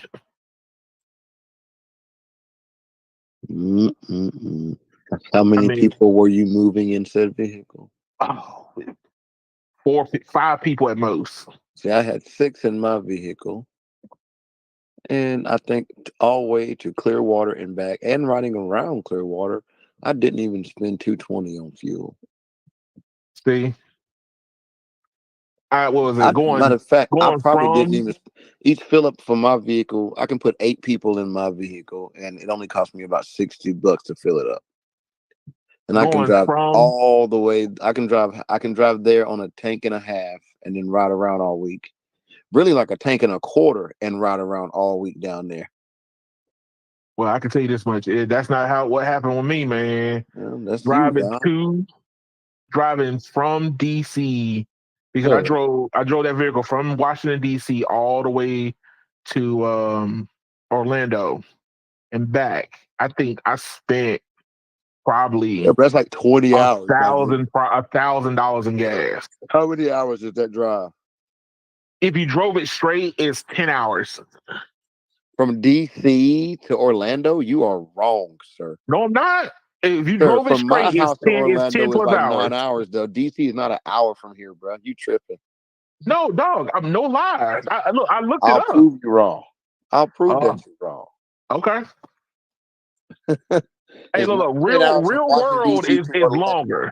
Sir, you have to pass me, and I'm damn near 10 hours from there. So explain that one. Hey, look, man. Now here's the thing. I've driven from DC to Myrtle Beach directly, and that was 6 hours. DC to Orlando is 12 hours and 9 minutes, bro. Mm. It ain't no 10 hours. You tripping. Hey, look, I looked it up. It was 10 hours, man. You wrong. Look it up again, bro. Look it up right now. Look it up right now. Look it up again. From me to DC right now, from my house to DC is 5 hours. So how you get to Florida in 10? Because Florida ain't 5 hours from here. Florida's like 9.5 hours, bro, from here. And you 5 hours north of me. Think about that. That's true. I mean, hey, look, as I was is the point. As I was trying to figure out the route to get there, man, I looked it up multiple times. 5 hours plus 9 hours is not 10. Oh, I know that. You cannot get from DC to damn Orlando in 10 hours. You cannot. It can't be done, sir. Nor would I be even try to do it. It's 12 hours, sir. Not 10. You deleting 2 hours. Hey, look, that's if I was able to drive on off-peak times. You're deleting 120 miles of road from your trip. Hey, look, actually, it's probably 15 hours because you stop all the time. That's you. Oh, wow. You stop and want to hang out at places and stuff. You dang right. If I'm on vacation, I'm on vacation. No, I'm sorry, but if you are still on the way to the vacation area, you have not begun vacation, sir. I don't rush going and I don't rush going back, man. 10 hours. That boy tripping 10 hours from DC. He's tripping out. Yo, hey, what was it? I was talking with Sneed, and I was telling him that Verizon is looking to try to figure out how to prevent fiber cuts. They're trying to use AI. You know what? That's a lost cause. Just let it go.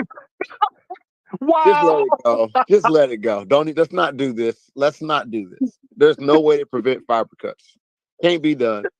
No. When I was talking to him about this just a few minutes ago, I said that there was an article that said that they discovered water, like there could be possible water pockets, like tangible water, like not frozen, on Mars, right?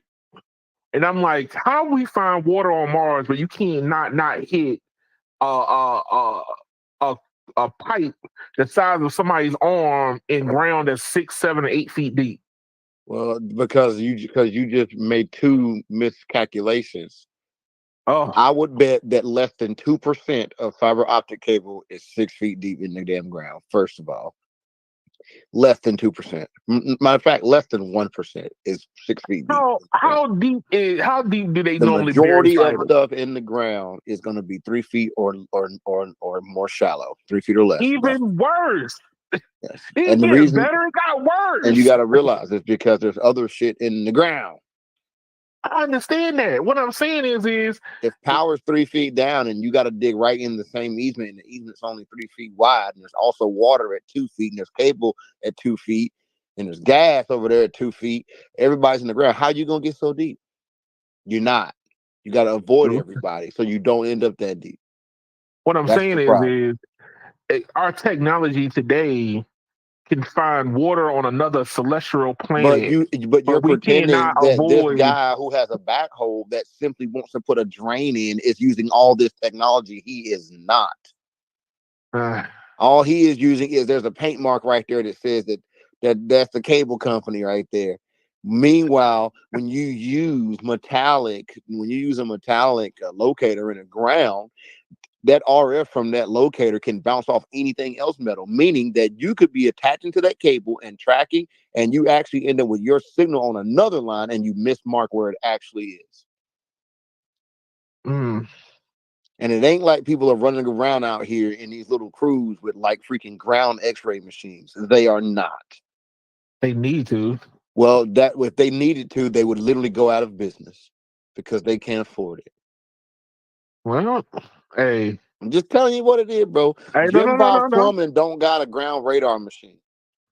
Okay? Hey, look, They tell somebody like me, if I want to go and put a new fence up, that I need to call 811 You do. to come and then what locate you everything around. And then what you need to do is, if you own a fence company, you hire a guy who knows how to locate as well. You don't just rely on the paint. But they can't afford it because now your fence costs an extra $500, and there lies your problem. We live in a capitalist society where everything is about trying to get the best price.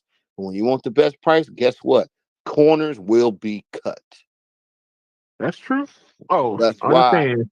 811 is not good enough if you want to avoid stuff. 811 is not good enough. And most contractors treat 811 like an insurance policy, aka they only do it because they have to, and they still dig where they want to anyway. Mm. And then if they happen to hit something and it's not where 811's pain is, they go, oh, 811's problem, not ours. We don't care. I'm being straight up with you. I'm straight up with you. That's what they do. They just, I believe 811 it. didn't market right. Whatever. Who cares? Next. I believe you. They don't care. These people, that's the thing. You can't remove the human element, and humans are stupid. Yeah. Oh yeah. Humans are stupid, and they're like, man, if I dig faster, I can go home on time. And that's what happens. And digging faster means trapping through everything between here and there. Yep, they don't care. So it is what it is, bro. They're never gonna stop cutting underground utilities. It's never gonna happen. Once again, why I'm not a fan of underground utilities. The best part about underground utilities is they look good. Everything else is a joke. Man. Yo. Okay, so I got one that might make your blood boil, sir. Nah, good luck. Oh, come on, man. Don't hit me with the nonchalant Aries today. I need the I'm on fire Aries. I am on fire, but in a different way. I'm on fire in somebody's grandma's sock drawer. Now, especially when I play you this record. You got some new tunes? Oh, I let another one down last night, big dog.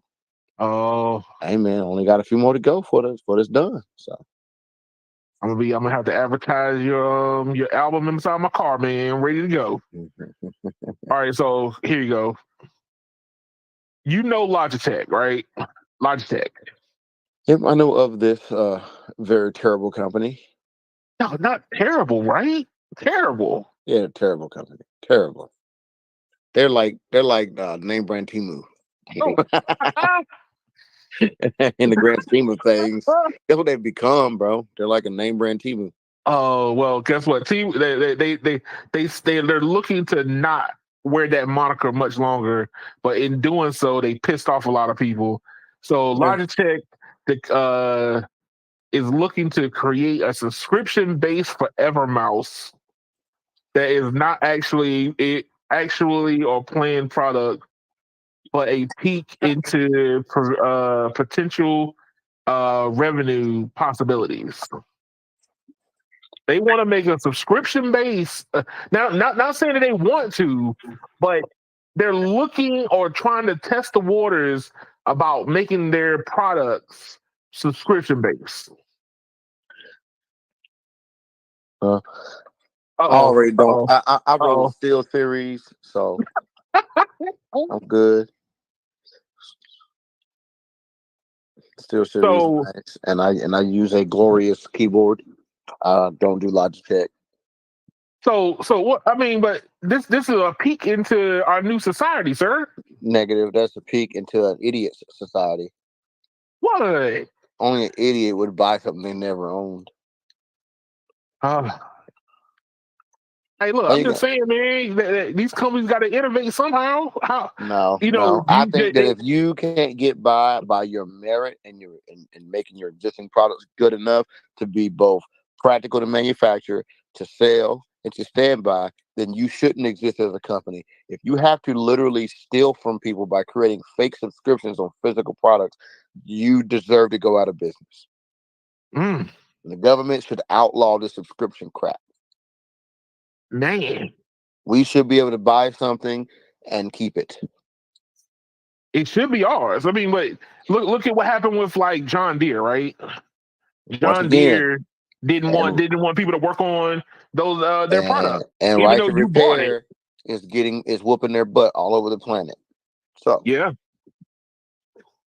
it makes no sense that a farmer has crops in the field literally rotting because they don't have the computer after they replaced a $2 part. It makes no daggum sense. And any company that thinks they can operate that way, once again, deserves to go out of business. They should be burned at the stake, dang. Old Testament style. They got stoned before they got burned, sir. Nah, they would stone them. Yeah, hey, it was expensive to have fire. fire was better though. Better show. I'm serious. I'm not for this. That's why one of the products I use today, their newest version of this product is subscription only. I will never, and I repeat, I will never upgrade. Dang. Never gonna happen. They can. I hope they die and they burn in hell. Burn in hell. Oh. You gotta love Samuel Jackson, man. Just quotable forever, man. Any company that wants to take something that has been in business for 20 plus years, hell, 30 plus years of business, and now you want to tell me to do the exact same thing I was already doing, I now have to pay a subscription fee. No, that's true. Not happening. I will stay on the old version. But here's the thing: what does that say about our society right now? I mean, it proves that capitalism is out of control. Ooh, and that it needs to be put in check. I mean, because like, what is it? Like, I look at how like Chipotle shortchanges us on just freaking rice. Like, you gonna give me this little bit of spoonful of rice? Like, why? Because everybody's trying to figure out a way to either save more or get more out of the said customer. Another company I do not support or do business with. What, Chipotle? Nope, I do not support or do business with Chipotle. Hey, you don't go get yourself a burrito bowl? I do not whatsoever care about anything Chipotle has to offer, and I never will. Oh, I don't care for Chipotle. I don't care for Starbucks. I can go forever on this list. Look, even Uber and Lyft are trying to do this subscription based model. And in that world, there's a possibility. See, that's different though, because you're not buying anything. You are paying for you're paying for a service that you're going to use multiple times, and you're requesting a new set of service. If you write the software code one time for this version of said software, and I buy that version should be mine forever, because if you rewrote some new stuff and there's an update, yes, charge me to update, but don't charge me to keep the same thing. True. One of the softwares I use in question, I've been with them since version 3. Sometimes they give you the update to the next version free. Sometimes they charge you $50 to $100. I have no problem with that, because at least when they're doing that, they are adding features, and I get to decide, do I want to spend the $100 to get those extra features? They add value to what it is that you already have. The moment we give them the ability to put us in a subscription base is the moment they will stop innovating, because now they have no reason to have to innovate. That's true. So I agree with you on that one. I'm just saying, like, I don't see a problem with Uber being subscription based. That makes sense for something like that. That perfectly makes sense. I was just looking at. I'm like, when I saw this article, I kind of laughed to myself, but then I realized, like, that's just the sentiments that all of Wall Street has, is how can I live inside of your wallet rent free? Nah, I'm not for it. And now hardware companies like Logitech, or even, let's say, it could be coming down the pipeline, Lenovo. To me, I feel like it's only companies that don't innovate that are doing these things. Well, how many different ways can you make a mouse? And then on top of that, but here's the problem. Are you ready? Logitech don't just make mice, dude. Oh, they make thousands a lot of other things they can make or could possibly begin to make money in other things. That's on them to make that effort. That's true. So why should I put a lot of different things to make money available to you every month when you're not going to make things you do available to me that are new every month? No, I worked new hours at my job to get that money. If you didn't do any new features in that thing, when I make my next payment, I'm giving you money for something I already gave you money for again. That's true. If your R&D cost is so high that you can't be profitable with the single sale to the user, then your business is a bad business and you deserve to go out of business. Hey. It is not the consumer's job to pay for these companies to be mediocre. I agree with you. Period. I agree. Just like the Tesla self-driving crap. The system barely works. They want all this money for it up front to get it. And then now we're going to do subscription. Meanwhile, things still don't work properly.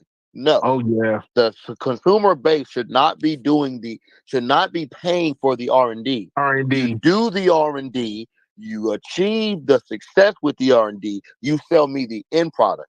Don't sell me a almost works product and continue to charge me for the R&D, which means you now get to make even more profit because you're outsourcing your cost to develop your product to me. No, I'm good on that. Negative. I will not I will not. Back in the day, if you literally got strapped into a car as a test dummy, you got paid. Now they want you to pay them for you to be the test dummy. That don't make no daggone sense. You gonna pay them so you can be the test dummy? I'm gonna pay you to shake my brain. Hold on a second. Come on, dog. No, pay me. No. Look, Crazy. Anybody who supports this type of stuff, your mama's a hoe. Oh, no. I said it. I meant Not your mama. And your grandma. And your sister. Lord. And your wife. And probably your daughter when she grow up. Oh, gosh. Dang, man. It's so combative. That's what Ja Rule told Fit. That's what Ja Rule told Eminem. He said, yes, he came out and said, well, what's gonna happen to Haley? And that was the last thing we heard from him ever saying, yeah. Hey, it's what it is. I'm just telling you, bro. This stuff is dumb, and people need to quit supporting it because they only get away with it when we support it.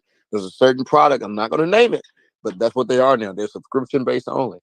So I will never upgrade, and I hope that their sales dwindle and they have to change paths. Hey, offline, man, you got to tell me what that product is, man, so I can avoid it.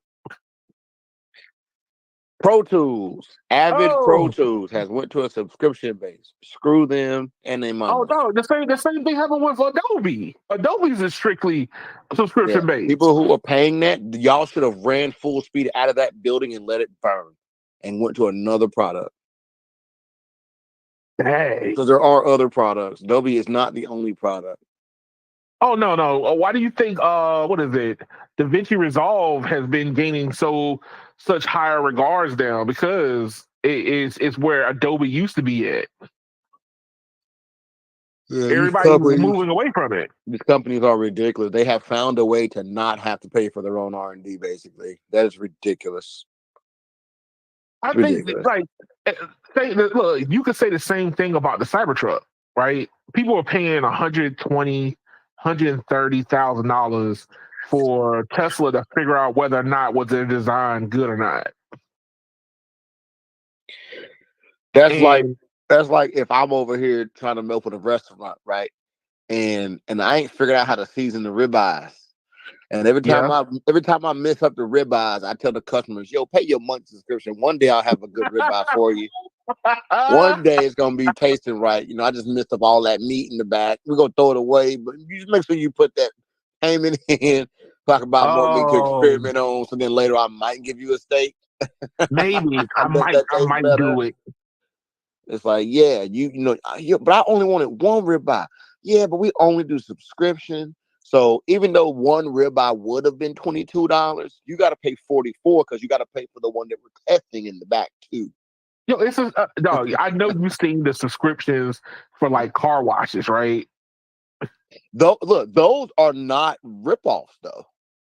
I'm not saying that they're ripoffs. What I'm saying is you getting another service again and again. That's true. You're returning. You're using the thing again as much as you want for the whole month. You can just go all you want. Use the vacuums unlimited. If you were to calculate that into a vacuum, you got to put quarters in. Yeah. Go spend 10 minutes at an old school car wash at the vacuum, and you tell me how many quarters you spend. I'm just saying, dog. It's the subscription is actually worth it because at the end of the day, at least here in North Carolina, the good ones, the subscription is like $29 a month. You can't go to the auto parts store and buy all the products you need for $29 to wash a car. That's true. So I don't disagree with it. Now, what I saw in Florida though, there was a car wash that was similar. It had its, it had the memberships and had you buy your wash, whatever. Do you know that they only include vacuums? They don't even give you window cleaner and towels. They charge you extra for that. I said, see, the membership here is a terrible idea. But the one here, you can stay at the vacuum long as you want, use all the towels you want, use the rug beater all you want.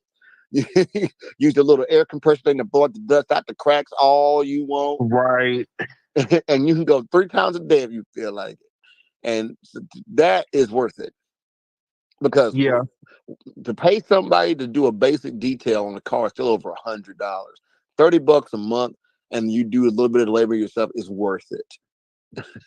I agree. You could literally leave your house and go through the car wash every day on the way to work, and no one cares. I'm just saying. Just imagine you as an Uber driver. Every day you go through the car wash automatic, no matter what, because you pay a monthly subscription. It's worth it. That's true. And you think about this too. If you're doing that every day, you have to do less maintenance on the exterior because, like, if a typical person ain't washing a car probably more than 3 times a month, and most people don't even do that. They don't even do twice. Yeah. Your rims will never get a chance to build up brake dust because you go hit them every day. So your resale value is going to be a lot better. That is different. Uber is different. Many things are different. But when you tell me if you sell me version 10 of this product, and then you put me into a forever subscription model, and you know that they see companies like Tesla that's making boatloads of money for nothing. They understand anybody who buys, and I hate to say it like this, right? Anybody who buys the self-driving feature for your Tesla, you are asking to be taken advantage of. Yep. Because understand, these YouTubers, a lot of them are what they call their investors. So they need the stock to go up. So they need any product that Tesla comes out with needs to go be great. I talked to somebody in my car. If somebody gave an honest review about how crappy it is, and everybody refused to buy it, things would change. But people are dumb. Look, there's something new they're doing now, right? They're offering what is it, like lifetime, like not lifetime, they're offering like 5 years supercharging and full self-driving as a package of like $5,000 add-on, along with like the premium data services that they already offer when you buy the vehicle for like the first year.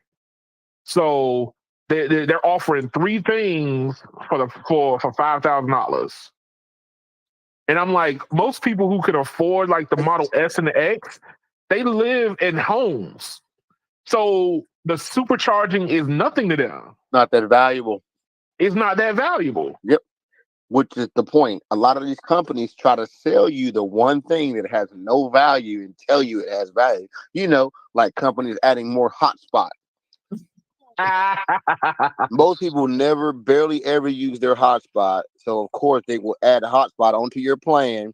Look, we can use 20 more gigs hotspot that you ain't going to use. Oh. See, we added value. Hey, look, I totally understand that.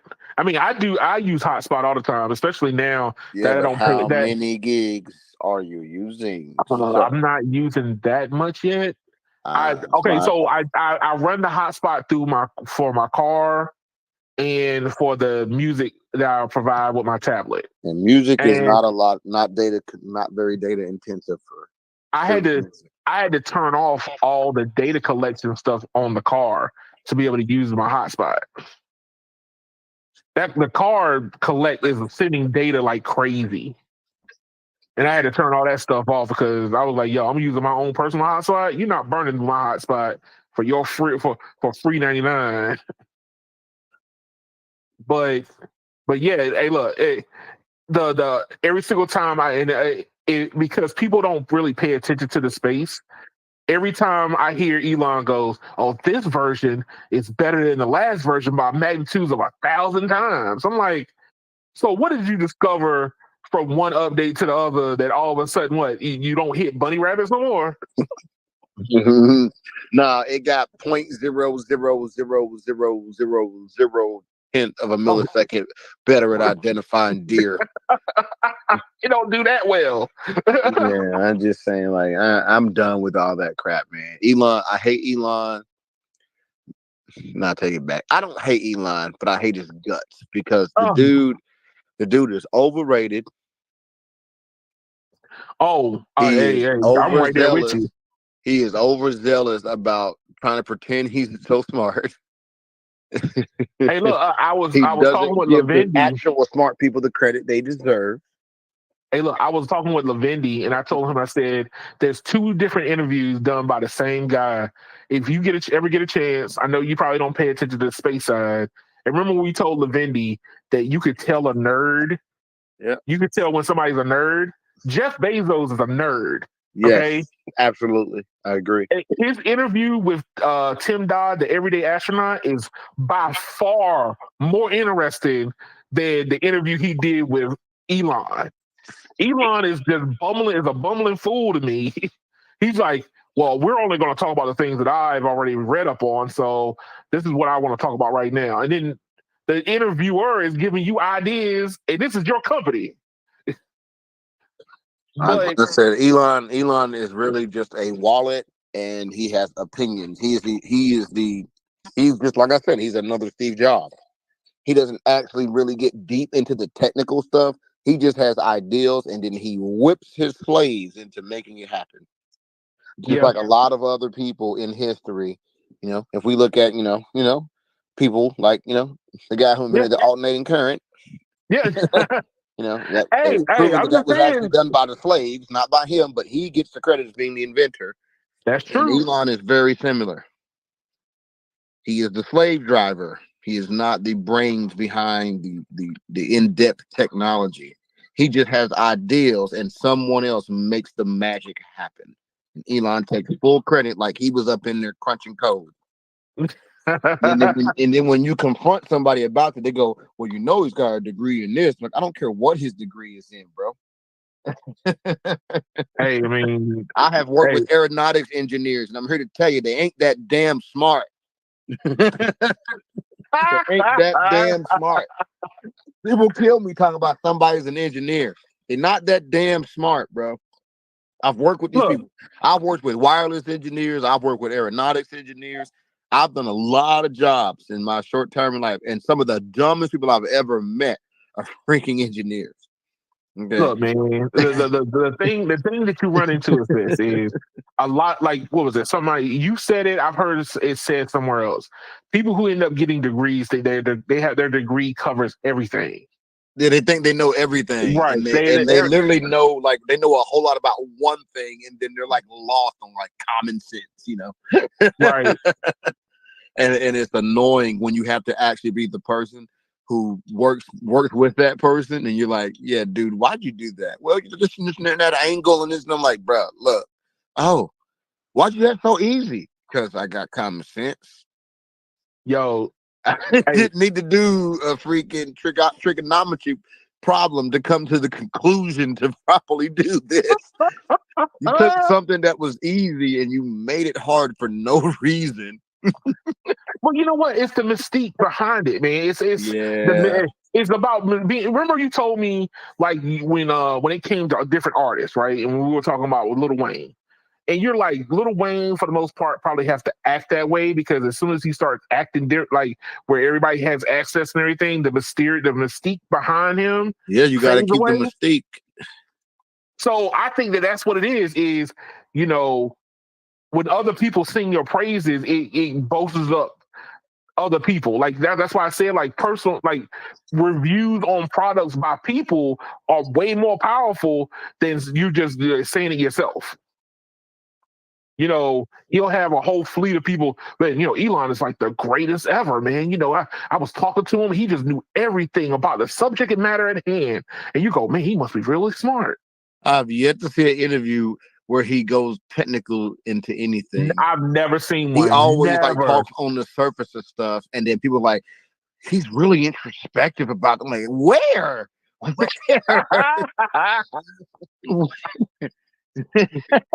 you know what? You can say the same thing about Steve Jobs. I'm like, confused. There's no way in the world. It's no way in the world Steve Jobs knew he wasn't technical, and he never claimed. That's what I'm saying. You have to give Steve Jobs more respect than Elon. That's true. Because Steve Jobs approach. I'm gonna tell you something. I 100% believe that Steve Jobs and Elon are basically the same person. The only difference is Elon tries to pretend that he's actually like some great engineering mind, when all he does is he has concepts in his brain. Which my 6-year-old can have a concept. Don't mean she can make it happen. She has to put people around her who actually have those skills, and then she can make things happen. That's what I feel about Elon. That doesn't mean that he's dumb. I think he's good at business. But for him to try to pretend like he's over there at the rocket, freaking trying to adjust like angles inside of the freaking fins and stuff. No, he's not. He's not doing that. I'm sorry. He's not. And if he is, show me where he is doing this. Show me a video of him in there talking about like some freaking, oh, this is a negative 22-degree angle off of the turbine. I ain't never seen him do it. Look, I'll say something. Other people that can do that. Look, man, I watched the interview of Jeff Bezos talking about his rockets, man, and I was like, bro, I thought he worked on that damn floor. That's my really did. I was like, hold up. Elon simply being on the floor. That's what I'm saying. These guys go, well, he goes down to the factory. So? Because it's his factory. Bro, look, that goes back to, do you know how many people that I have worked who were my boss who I had to teach?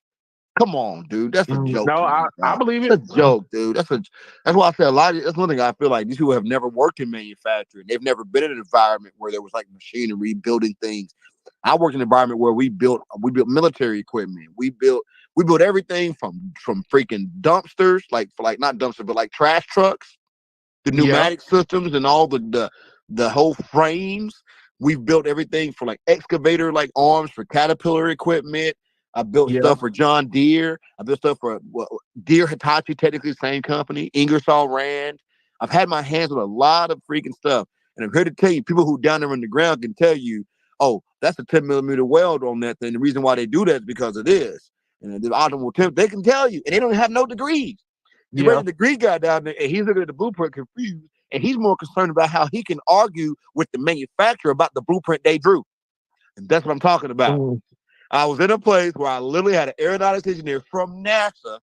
He was more concerned about trying to figure out how he could tell Deere Hitachi they wrong on their own damn print. Wow. And let's just say he didn't work there very much longer. Because he found out where he was in the chain of command real fast.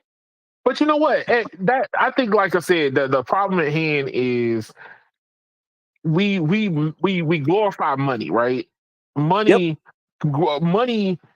makes it where we all think that somebody's better because they have a lot of it, right? You know, so I even said that are people who die with no money. They were freaking brilliant people. Oh no, there's a lot of people like that. But all that means is that most of those people got their brilliant minds stolen from because of businessmen. That's why I say Elon is a businessman. But to say that he's some brilliant technical mind is a joke. Yo, hey, look, I'm gonna try to find that. There's a handful of videos that talk about Elon, but I'm gonna try to find the one I just watched recently when they were talking about how like he basically bought Tesla and bought the rights to be able to call himself a co-founder. Yeah, exactly. When they said that, I was like, dang, you needed the co-founder moniker too, so you had to buy that. Like you had to buy the rights to it. To that these people who were like praise him think that he was like put something up. They didn't have nothing. They couldn't do nothing right. Elon showed up and he fixed everything. Like, no. They were just like many other startups. They needed funding. They didn't need engineering brains. They needed funding. They need Elon money. did not show up with some amazing engineering brain. He showed up with funding and he added a few ideas, but they still had to implement those things themselves without him. Yeah, hey, they only wanted his money so much that they didn't want him to come into the office. Well, think about this, right? If we go back to the slave plantation, right? The majority of those inventions that came from those slaves is because they were the ones on the floor, as we say, yes, that actually had to be like, yo, ginning cotton is bad, dude. Like this, I was getting ready to say that make a same one. machine that can gin the cotton better, and all the master wants is to be efficient. The master don't know how to make the machine, because if he did, it would have already done it. Slaves had to figure out how to make the cotton gin. The people who are on the floor actually solve the problems because they're the ones dealing with them every day. The master just gets credit. Hey, look, that's something you see all that time that happens. Anybody who is closer towards to the problem are the ones that come up with the better ideas to solve the problem. Why do you think you can't escape? You literally cannot escape stuff invented by Black people in America. You can't escape it because they were the ones doing the damn work. So they had to invent all the shit. They have a choice. Hey, Lord, hey, wow! Somebody, you could tell that what was it? It was a Black person that invented the stoplight. Stick your butt out there with people who don't know how to use their brakes. You're gonna come up with something real fast. That's all I'm saying, man. They weren't allowed to read, so they had to go by colors. You see? There you go. So all I'm saying is, like, a lot of this stuff is common sense, but people want to ignore that. It's like, bro, there's a reason why bro, if you walk around your house right now, I guarantee you find 20 things invented by some form of a slave. I believe it. None of them is on the great inventors list, because all them people, the washing machine, even the light bulb, the light bulb was invented by the slave of the guy who got credit for the light bulb. Hell, even Jack Daniel's whiskey was invented by a slave that worked at the damn. I'm just saying, you cannot escape it. It's everywhere. The air conditioner. Yes, see, everything you have to have some form of a slave invented, not some great businessman mind. No, they just know how to rape a resource. They're experts at raping resources. They don't engineer anything, and that's what Elon did. Hey, here you go. So in this article I got coming up, right? So it's been a big deal that Elon's been trying to leave California, right? So this might be one of the bigger reasons why he's trying to get out of California. Here you go.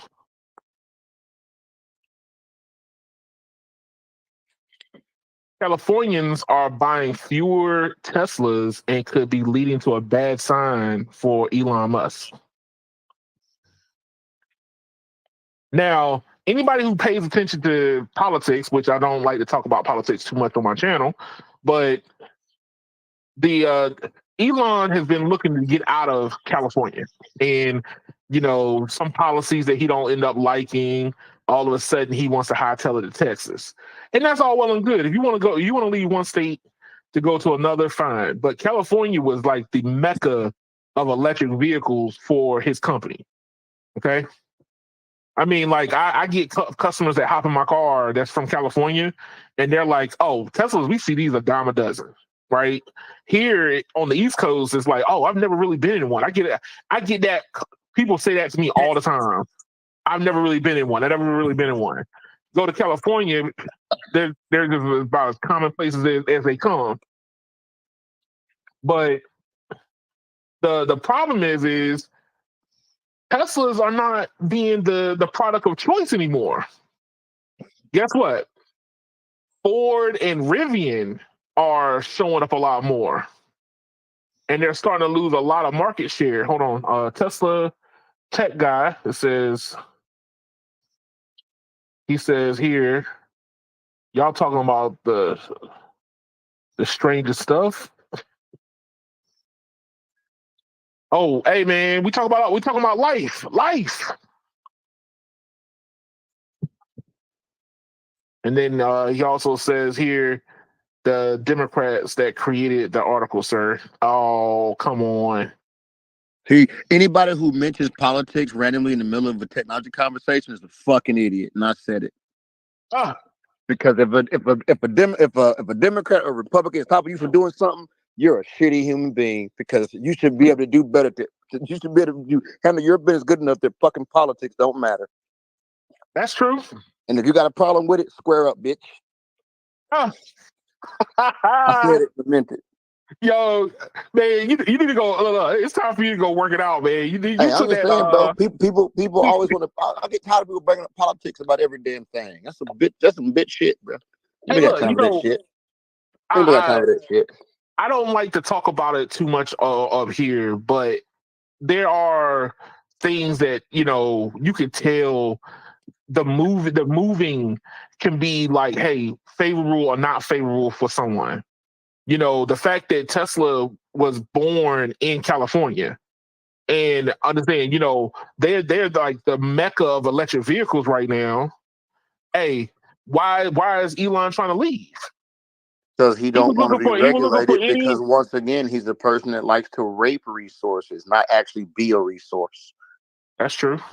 People that want to rape resources can't be in a state that doesn't allow you to rape resources. But here's the problem.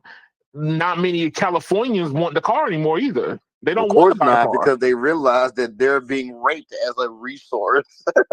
Yes. So once he has raped the state of all the resources, he has to run away. Think about American foreign policy. We go into a foreign country, we rape the resources, and then once we get done raping, we disappear. And then when the vacuum creates a war, we go, look at those animals. They don't know how to act, knowing we damn well started it. Yeah. But you know what? The biggest issue I see, me personally, is I think that Elon is seeing that the time is starting to run out, right? Like the competition is starting to catch up with him, so he wants to get as much out of Tesla before Tesla, the company, dies. That, like, I look at motive along the lines of he should have done that because they're terrible at making cars, so they should have already shifted into just trying to be the charging network for America. Basically, they'd be the new petroleum industry. That would be the smartest thing he could do. Oh yeah, they would automatically. But that's what I'm saying. That goes back to knowing, like, that's how I know he ain't that smart. Hey, look, the reliability. He would have already shifted all his focus onto that. Hey, look, for somebody who's, I try everything, right? I've driven, even though I drive a Tesla, I go to the other competitors. I go to, the EV Goes and Electrify Americas, and I try to use their products. And the product, look, the people who were buying Cybertrucks could not charge fast on Tesla's supercharger network. They went to the competitors because it would charge faster. But that just proves my point. If he's such a genius engineer, why isn't that stuff working? Because he's full of it. It's because he's moving so slowly now, and everybody's is overlapping him. The competitors are keeping up with what he's doing. It's because he's doing the same thing we discussed earlier, that subscription model. Once you try to get your nails in on, get your hooks into that subscription model, the companies become lazy. Yeah, they don't have to prove themselves again with some new product. They can just keep snake oil in the same product over and over. And then the only thing that can hurt them is if a competitor shows up, and then they got to go, oh, you mean we got to actually try again? Dang. There lies the problem. Yeah. Elon was hoping that the competitors would be so terrible that he wouldn't have to continue to actually innovate whatsoever. But here's the thing. Elon should have known that his time was only finite. It was always because he's a resource raper. You can't rape resources forever. Yeah, no. But I'm just saying, eventually. It's starting to reflect in the stock price now. It was only a matter of time before the other companies were going to either match you or outdo you. Like the Lucid Air is faster than your Model S. All I'm saying is far faster. Elon's number one resource is gullible idiots that are willing to sacrifice their wallet for a product that literally deteriorates right after you buy it. Not just in the battery, but in the value of the product. Oh. And so that's the resource. Once you complete the market of people who you can rip off, you have to then try to shift away. Well, look, it said here like Tesla's popularity is declining while Rivian and Ford are starting to see starting to make gains. Oh, I can go ahead and tell you the Rivian out here is what everybody wants. I've seen new Rivians on the road. There's Rivians everywhere here. Like I told you, I met several Rivian owners that live in my small area, and they told me they literally never use public charging ever. See? So they don't need a network. They don't even need a network to charge on. Mind you, though, these people also, if they do a long road trip, they just don't use their EV. Yeah. They just go back to the gas vehicle, but otherwise, their EV gets them around the immediate 120 mile area. So they want to go from here to Charlotte, it's 120 miles there, 120 miles back. It's right. They can do that with the EV realistically, but once they get beyond that, it's not realistic anymore. And I mean, the biggest problem, like I said, is like you said, it's the snake oil salesman side. And I mean, as a person who has bought this car and people ask me my opinion, I've probably turned people away from it. Some people end up getting the vehicle and then don't want to have the vehicle no more. Yeah, because they realize, oh God, this vehicle is cheap. The heightened insurance, the low build quality, the disparaging charging network that doesn't exist yet. Like all that stuff begins to pile up. And whenever you're that person, say the last time you bought a new vehicle was like 2008, right? Yeah. And you have rode that thing till the wheels fell off. It's got 200 and something thousand miles on it. And your next purchase is like a $70,000 EV. And all of a sudden you realize, like, I thought the car was so cool, and I got it, and you go, dang, I want to go to the beach right now. Man, okay, let's go. You make that first trip to that beach and you realize you spend way more time charging than you thought you were going to. Yeah. All of a sudden it ends up being a job instead of a vacation. So then it's just like, dang, I should have just kept a gas vehicle. That's why I say the EV is great for the person that just wants to ride around town. You almost can't beat it, especially if you own a home and you can charge at home. You can't beat it. But once you begin to go beyond that, the gray areas that it creates is problematic. Look, I that much I can contest to. I'm not saying that I didn't foresee those problems, but I understand those problems because, like, every single time I want to go somewhere like that, if I want to go somewhere new, that I have to hurry up and look up everything about that area as fast as possible because I don't want to be stranded waiting, looking for a way to charge the vehicle. Yeah, there's actually a story about a guy who, like, he only had like 10 miles or something left, and he went home. He went home and he plugged it in like he always does to charge. Then he gets an emergency call, like his dad is getting rushed to the hospital. His dad's like 2 hours away. Oh, he can't just unplug the car and go 2 hours away because it's not charged. No. So now his dad's getting rushed to the hospital 2 hours away where they live, he lives away from home. And he's like calling friends trying to borrow a freaking car because his car ain't charged enough to make it. And by the time he drives to his nearest supercharger and tries to charge, like, he don't know what might happen. And that stuff is real. Whether you realize it or not, that's real. So that's basically, true. the EV becomes a companion vehicle, not a replacement vehicle. So now you got to have two cars. A lot of, especially early on, the EVs were a second or third vehicle for people. Yeah, but some people went all in. Primary. They literally traded in their only gas vehicle and got an EV. You see? And that person is now stuck in that world, and it'll be that one day that an unplanned event becomes a big problem for you. True. So to me, it's kind of like having a smartwatch, right? You got your phone. Your phone might have all day battery life, right? But your smartwatch, depending on how you use it, like if you actually use it, you can't even get through a day. And what I mean by actually use it, I mean like you literally leave your phone. You leave your phone in the house, and you really go running, and you're playing Spotify with Bluetooth straight from the smartwatch. Like your watch is going to die. You're going to die so fast that the smartphone still is needed. The smart car is just like a smartwatch, bro.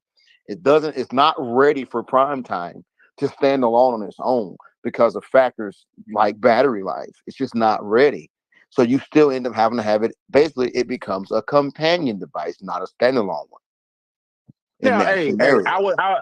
you could say the same thing about like going from horse and buggy to a vehicle, because the same arguments can be applied. Well, the horse is already ready to go versus the gasoline engine who didn't Well, have you didn't but have that ain't any necessarily petrol true for though, it because at the time. the horse is a lot like an EV though. The horse can't go 24 hours.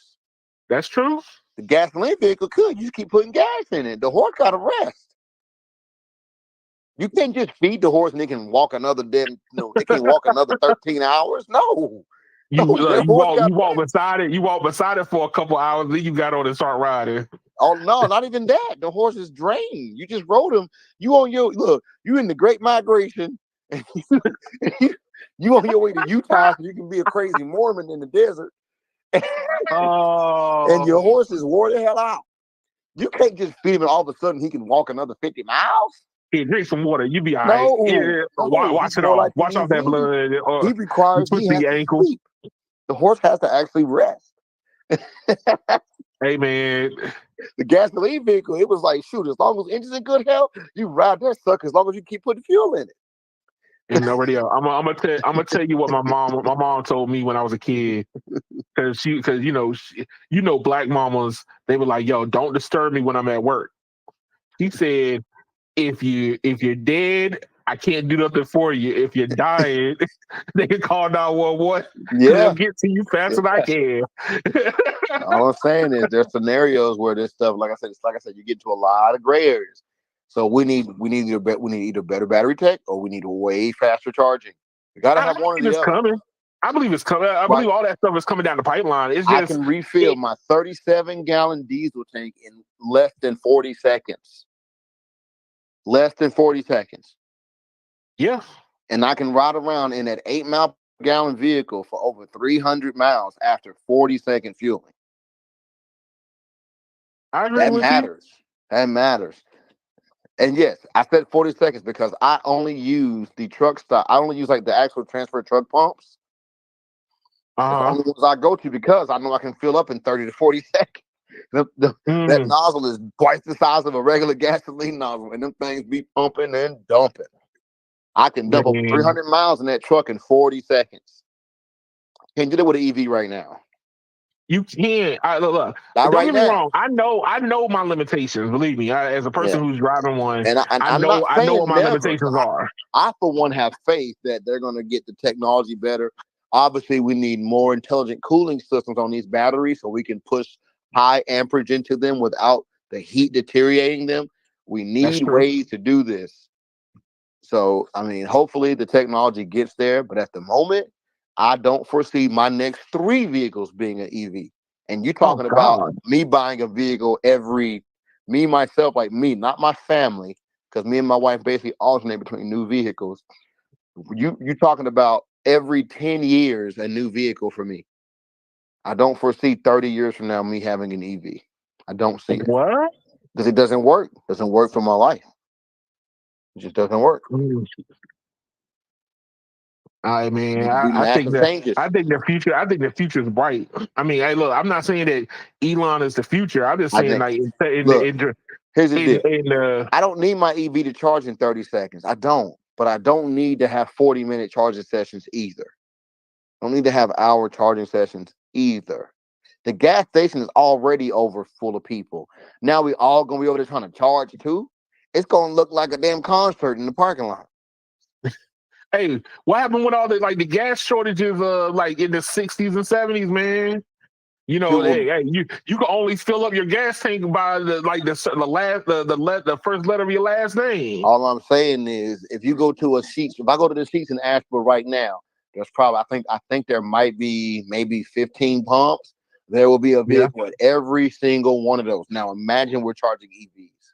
We need 60 pumps we need more than 60 pumps to be comparable because of the amount of time you have to spend it. And that's what I was trying to tell you before. But the technology is getting better. Like I was trying to tell you one time before. I need to get there. I ain't got time for the getting part. If it ain't there, I don't care. Until it's there, I don't care. I understand. We need a maximum. We need a maximum of an average of about 3 minutes charging. That way, you can literally keep the same footprint we have for gas stations and accommodate EVs. Meaning people pull up to a pump, they're full in 3 minutes, the next car can get in. We don't need 40-minute stays because now if the same volume of people all show with EVs, you need way more pumps to accommodate these people or chargers because the average person staying what, 40 minutes? Yeah. I mean, There's 400 average people in an hour that need to recharge. And you only got 15 chargers. How many hours is that at 40 minutes to charge? That's a problem. I mean, I average about 25 to 30 minutes. Yeah, but what I'm saying is, remember, the whole key to it is not changing how people drive. The key to EVs being successful is being better than gas. But here's the problem. To be better in gas, you got to be able to charge as fast as you just said that you fill your That's my transfer truck. point, though, because that's what I'm saying, though. How are you going to tell me this is the future, but I got to go backwards to use it? That don't make sense. That's like telling somebody, yo, I know you had a gig internet, but we're going to put you back at dial-up speed because that's the future. You can't do that. You can't tell people to go backwards and tell them that they're going forward. Well, look, when the first gasoline vehicles came on the market, it wasn't any better than horse and carriage. That's not true, Keon. Not remotely true. Come on, man. Look. Not even close to being true. Gasoline literally revolutionized the entire planet.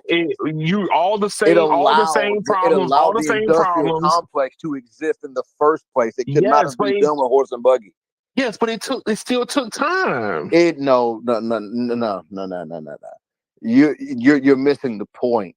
It was an obvious improvement. EV is a sacrifice, not an improvement. Look, I look at them both as in nobody the same was round. like, oh, it's gonna be harder to work on the farm now. I got a gasoline engine. Hey, look, you have people that's farmers buying EVs now. I don't care about what EV tractor at. Not the EV tractor. We're talking about what are you we're talking about the truck. vehicles they drive outside of their regular work. They ain't got nothing to do with the farm work, sir. Ain't nobody hauling their cows with EVs. We already know EVs are terrible at towing. That's a joke. Ain't nobody hauling their cows to the stockyard to sell off their cow stock with an EV. It ain't happening. No, sir. Hey, look, I'm just saying. Don't believe me. I'll go to the stockyard this weekend just to prove it.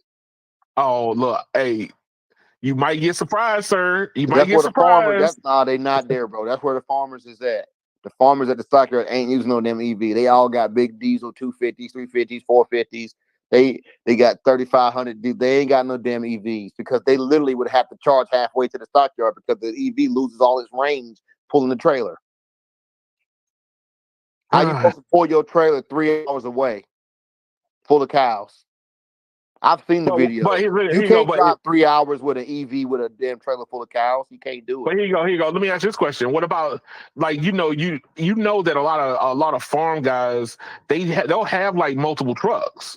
Well, they'll have a vehicle that will tow. And you know why? Because most real farms have more than one person working on them. You can't do it with one truck. But they'll have like multiple different trucks. And what about the truck that you use to go check on your farm? You're not going to use your dually to go to go around. Because when you get there, you might have an emergency and actually need a real truck to do something. Hey, like I said, man, I think that we're at the same cusp of technology innovation that we were at horse and buggy and gasoline vehicles. I'm sorry, it's not even close, sir. There was not an Exxon or a Shell at every corner. Gasoline engines could do things that a horse could never do. EVs cannot do anything that gas can't. That's the problem. Where are the extra features that you get from EV that you don't get with the gasoline car? Where are they at? They don't exist. I think that they're on the way, man. I think they're on the way. I didn't say they weren't, but I'm saying in this current climate, an EV is an accessory. It's not a mandatory tool. Look, how infrequent gasoline have money at this point. Hey, look, how infrequent gasoline vehicles were on the road at the same time horse and buggy was.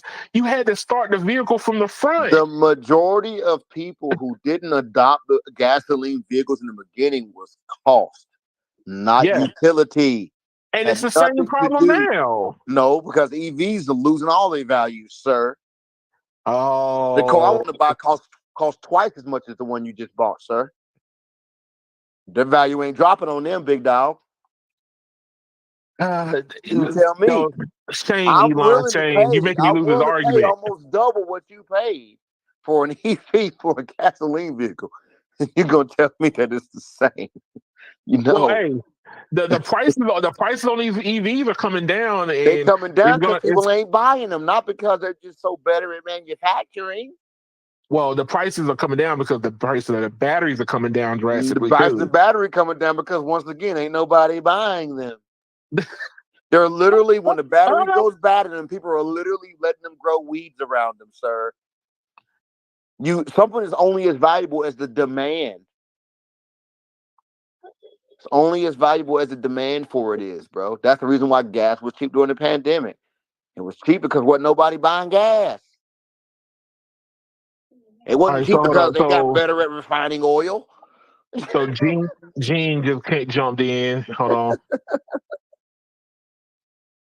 He said, "Let us just reach with a compromise. EVs are bad for the environment, and gasoline diesel vehicles bad too. Yes. Let's go back to horses." Look at all the gasoline that they had to look at all the fuel they had to burn just to make an EV battery, which is look. You want to clean up after these horses, sir? Because have you seen the turns that they drop? Hey, I don't feel like picking that up. Donnie literally yesterday riding his horse. So I'm just saying, my homie I rode by him in traffic, and he was on the horse. I was like, "What up, dog?" Hey, look. We still riding horses in the South, Big G. Oh, I know. I've seen it. Dog. I've seen it. Riding right up the street in the middle of town like it's a damn motorcycle. Yo, I was driving. I went home. I was riding behind somebody on a horse, and I saw him drop the biggest turd. I straddled it. I was like, "Who gonna come back and clean that up?" They ain't never stop riding horses out here. That's all I'm gonna tell you, dog. We still look. My family has one of the biggest freaking trail rides that there is in the country every year with horses, and thousands of horses show up. Hey, that's what that guy says. He ain't riding no horses. It's not in Texas. Nah, I ain't gonna say. I'm not gonna say what I was gonna say. I'm gonna let him ride. Oh, but hey, look. I'm just saying, man. But nah. I think that whenever it comes to anything new, especially a dramatic change shift, it's gonna take time. I mean, but what I'm saying is, in this scenario, it ain't the same. It's not the same. You're making it sound like, for example, right? When there's old people and there's a new tech that's actually better, their hesitance isn't because they don't want better. Their hesitance is the unknown. In the EV car market, they're not better. It's the unknown. No, it's not an unknown. It's not better. See, there's a difference. See, let me say it again. A lot of old people will not go to better because of unknown. People are not going to EV because of unknown. They're not going to EV because it's not better. That's why. That's the actual truth. They're not going to EV because it's not better. That don't mean it never will be, but it's just not. It's the price of being an early adopter, sir. Exactly. You are paying for the R&D for the rest of us, sir. You don't tell us that it's a good idea to be in the R&D investor crew when there's no return for your investment. Your investment you are making, you will get no return for it. That's difficult to say, sir. I have a difference of opinion, but well, cool. What is the return on that investment you will get? Then explain. I don't know exactly what that number is right now. I don't know what it is. I know it damn. I don't know the exact number. I just know that I'm saving on gas. Boy, that's the only thing I know. Now you know about as much about the return as you know when Jesus is coming back. No man knows the day nor the hour. There no hour. Oh, look, it makes me feel good on radio. I know that's what you are. If it just makes you feel good, but guess what? I feel good about my investment. More people would just admit that they do shit because of how they feel, not because of the scientific thing. I feel good about my investment. That's like that. I feel good about my investment. And guess what? No one can argue with you about your feelings because they're yours. See? Hey, I see my feelings tangibly whenever I charge up the vehicle. I don't see $50, $60, $70 gas. Yeah, gas but you bill. do see the increased insurance rates and that high ass payment you're paying, which is more than the gas you were buying. But whatever, we gonna pretend like that ain't happening. That's a joke. Once again, you just traded out costs. Same cost, big dog. Same cost. Man, you just traded cost out. You didn't save. You traded. That's true. You're just paying another master, but it's the same money, big dog. Oh, dang. Man. Well, let's see. I don't have anything else, sir. I think you missed the beginning. I know you didn't care about that first subject, so I was not going to subject you to it. I honestly forgot about you, bro. I was doing some other things, and I was like, damn, I forgot about Keon. Hey, that's something I'm supposed to. I'm good. You be all right. No, it's all good, man. Hey, man, you're a family guy. I don't got no kids. I don't got no kids yet. Oh, I was not being a family guy. I was handling my shit that I need to do. You know. I feel you, bro. I literally have college courses I'm in the middle of doing. I'm also recording an album right now at the same daggone time. See. You're doing more than me, man. Only thing I did was wake up, did some reading, and try to get ready for my podcast. I recorded all night last night. I worked all day today. I came home, mixed on the album some, did some of my modules for my college courses. Then I got home with you. Hey, I feel you. I feel you, sir. My deadline on what I'm working on right now, I have to get it completed by September 26th. Is this the college courses or the album? College courses. No, the album. I'm trying to drop it like into October, somewhere around that time. Right when it first starts to get a little chilly out, cuddle season. Hey man, that's a dangerous season right there. That's when a lot of babies get made. And I'm actually looking at doing an actual album release party. I may have to recruit all my boys and get the live band back together to do the album release and perform the records live. So I'm just I got a lot going on. Hey, can I get a scoop? Will the tech channel be able to get a scoop when you get ready to do distribution? Where you gonna have it at? Are you gonna have I'm gonna be going for all major streaming services for certain. I'm also gonna be doing some exclusive USB cassette tape releases that's gonna be sold to true supporters. Physical copies of the actual album, but it's like it looks like a cassette tape, but it's actually a USB flash drive in there. Mm-hmm. I'm also going to be doing some music videos, which I'm trying to have included on that flash drive. So, hey, look, but if you targeting these people, grandmas, don't you supposed to be putting them on like no, because grandmas got new cars and new cars got USB plugs in them, sir. That you can plug right in and play your music. No, what I'm saying that's pretty much every major American car made from 2010 till now has that ability. So it's not really hard for grandma to play. I'm saying like the 8-track USB, man. No, that's what I'm saying. All, if your grandma is using an 8-track, you might want to check that heifer post because she's probably dead. You made me say it, so you took me there. You made me do it. So don't say you didn't get what you asked for. Hey, I'm just saying, man. Check that. I called your grandma a heifer. Check her post because she probably dead. And if you offended, I'm talking about you. If you're not offended, you get the game. If you offended, yes, I meant it as an insult. If you offended, man, yo, hey, I can't even speak. What you want from me, Keon? You know how I am. Why you always? I know exactly how you are. That's why. Hey, look, that's why I find it funny. But yo, hey, I want to say thank y'all to everybody who stopped by. Like, share, and subscribe to the channel.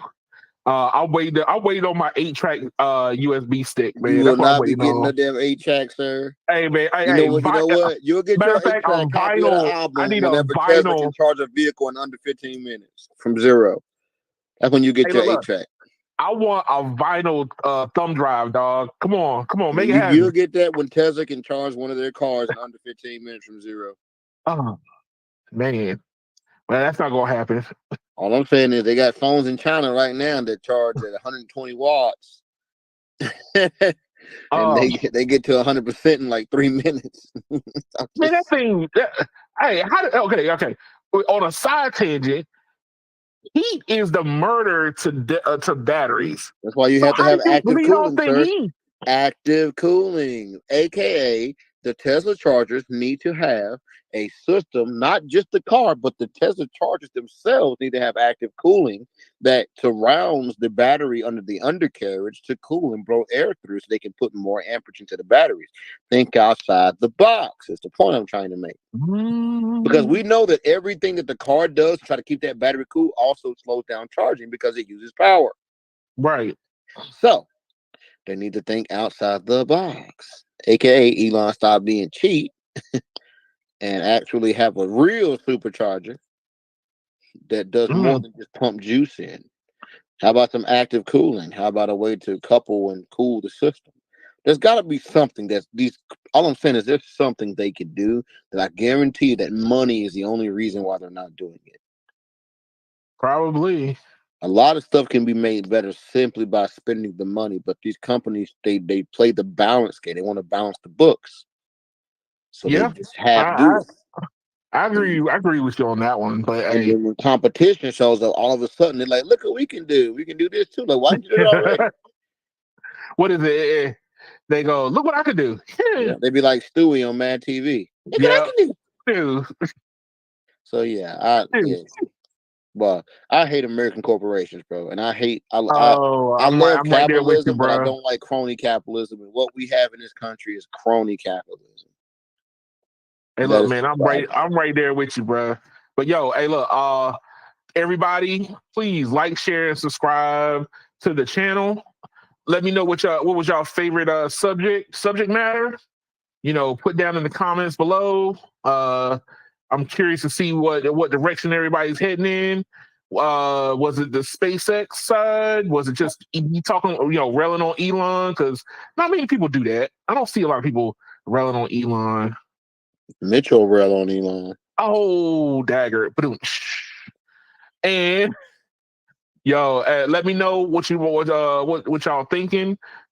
Join the membership if that's what you want to do. Too.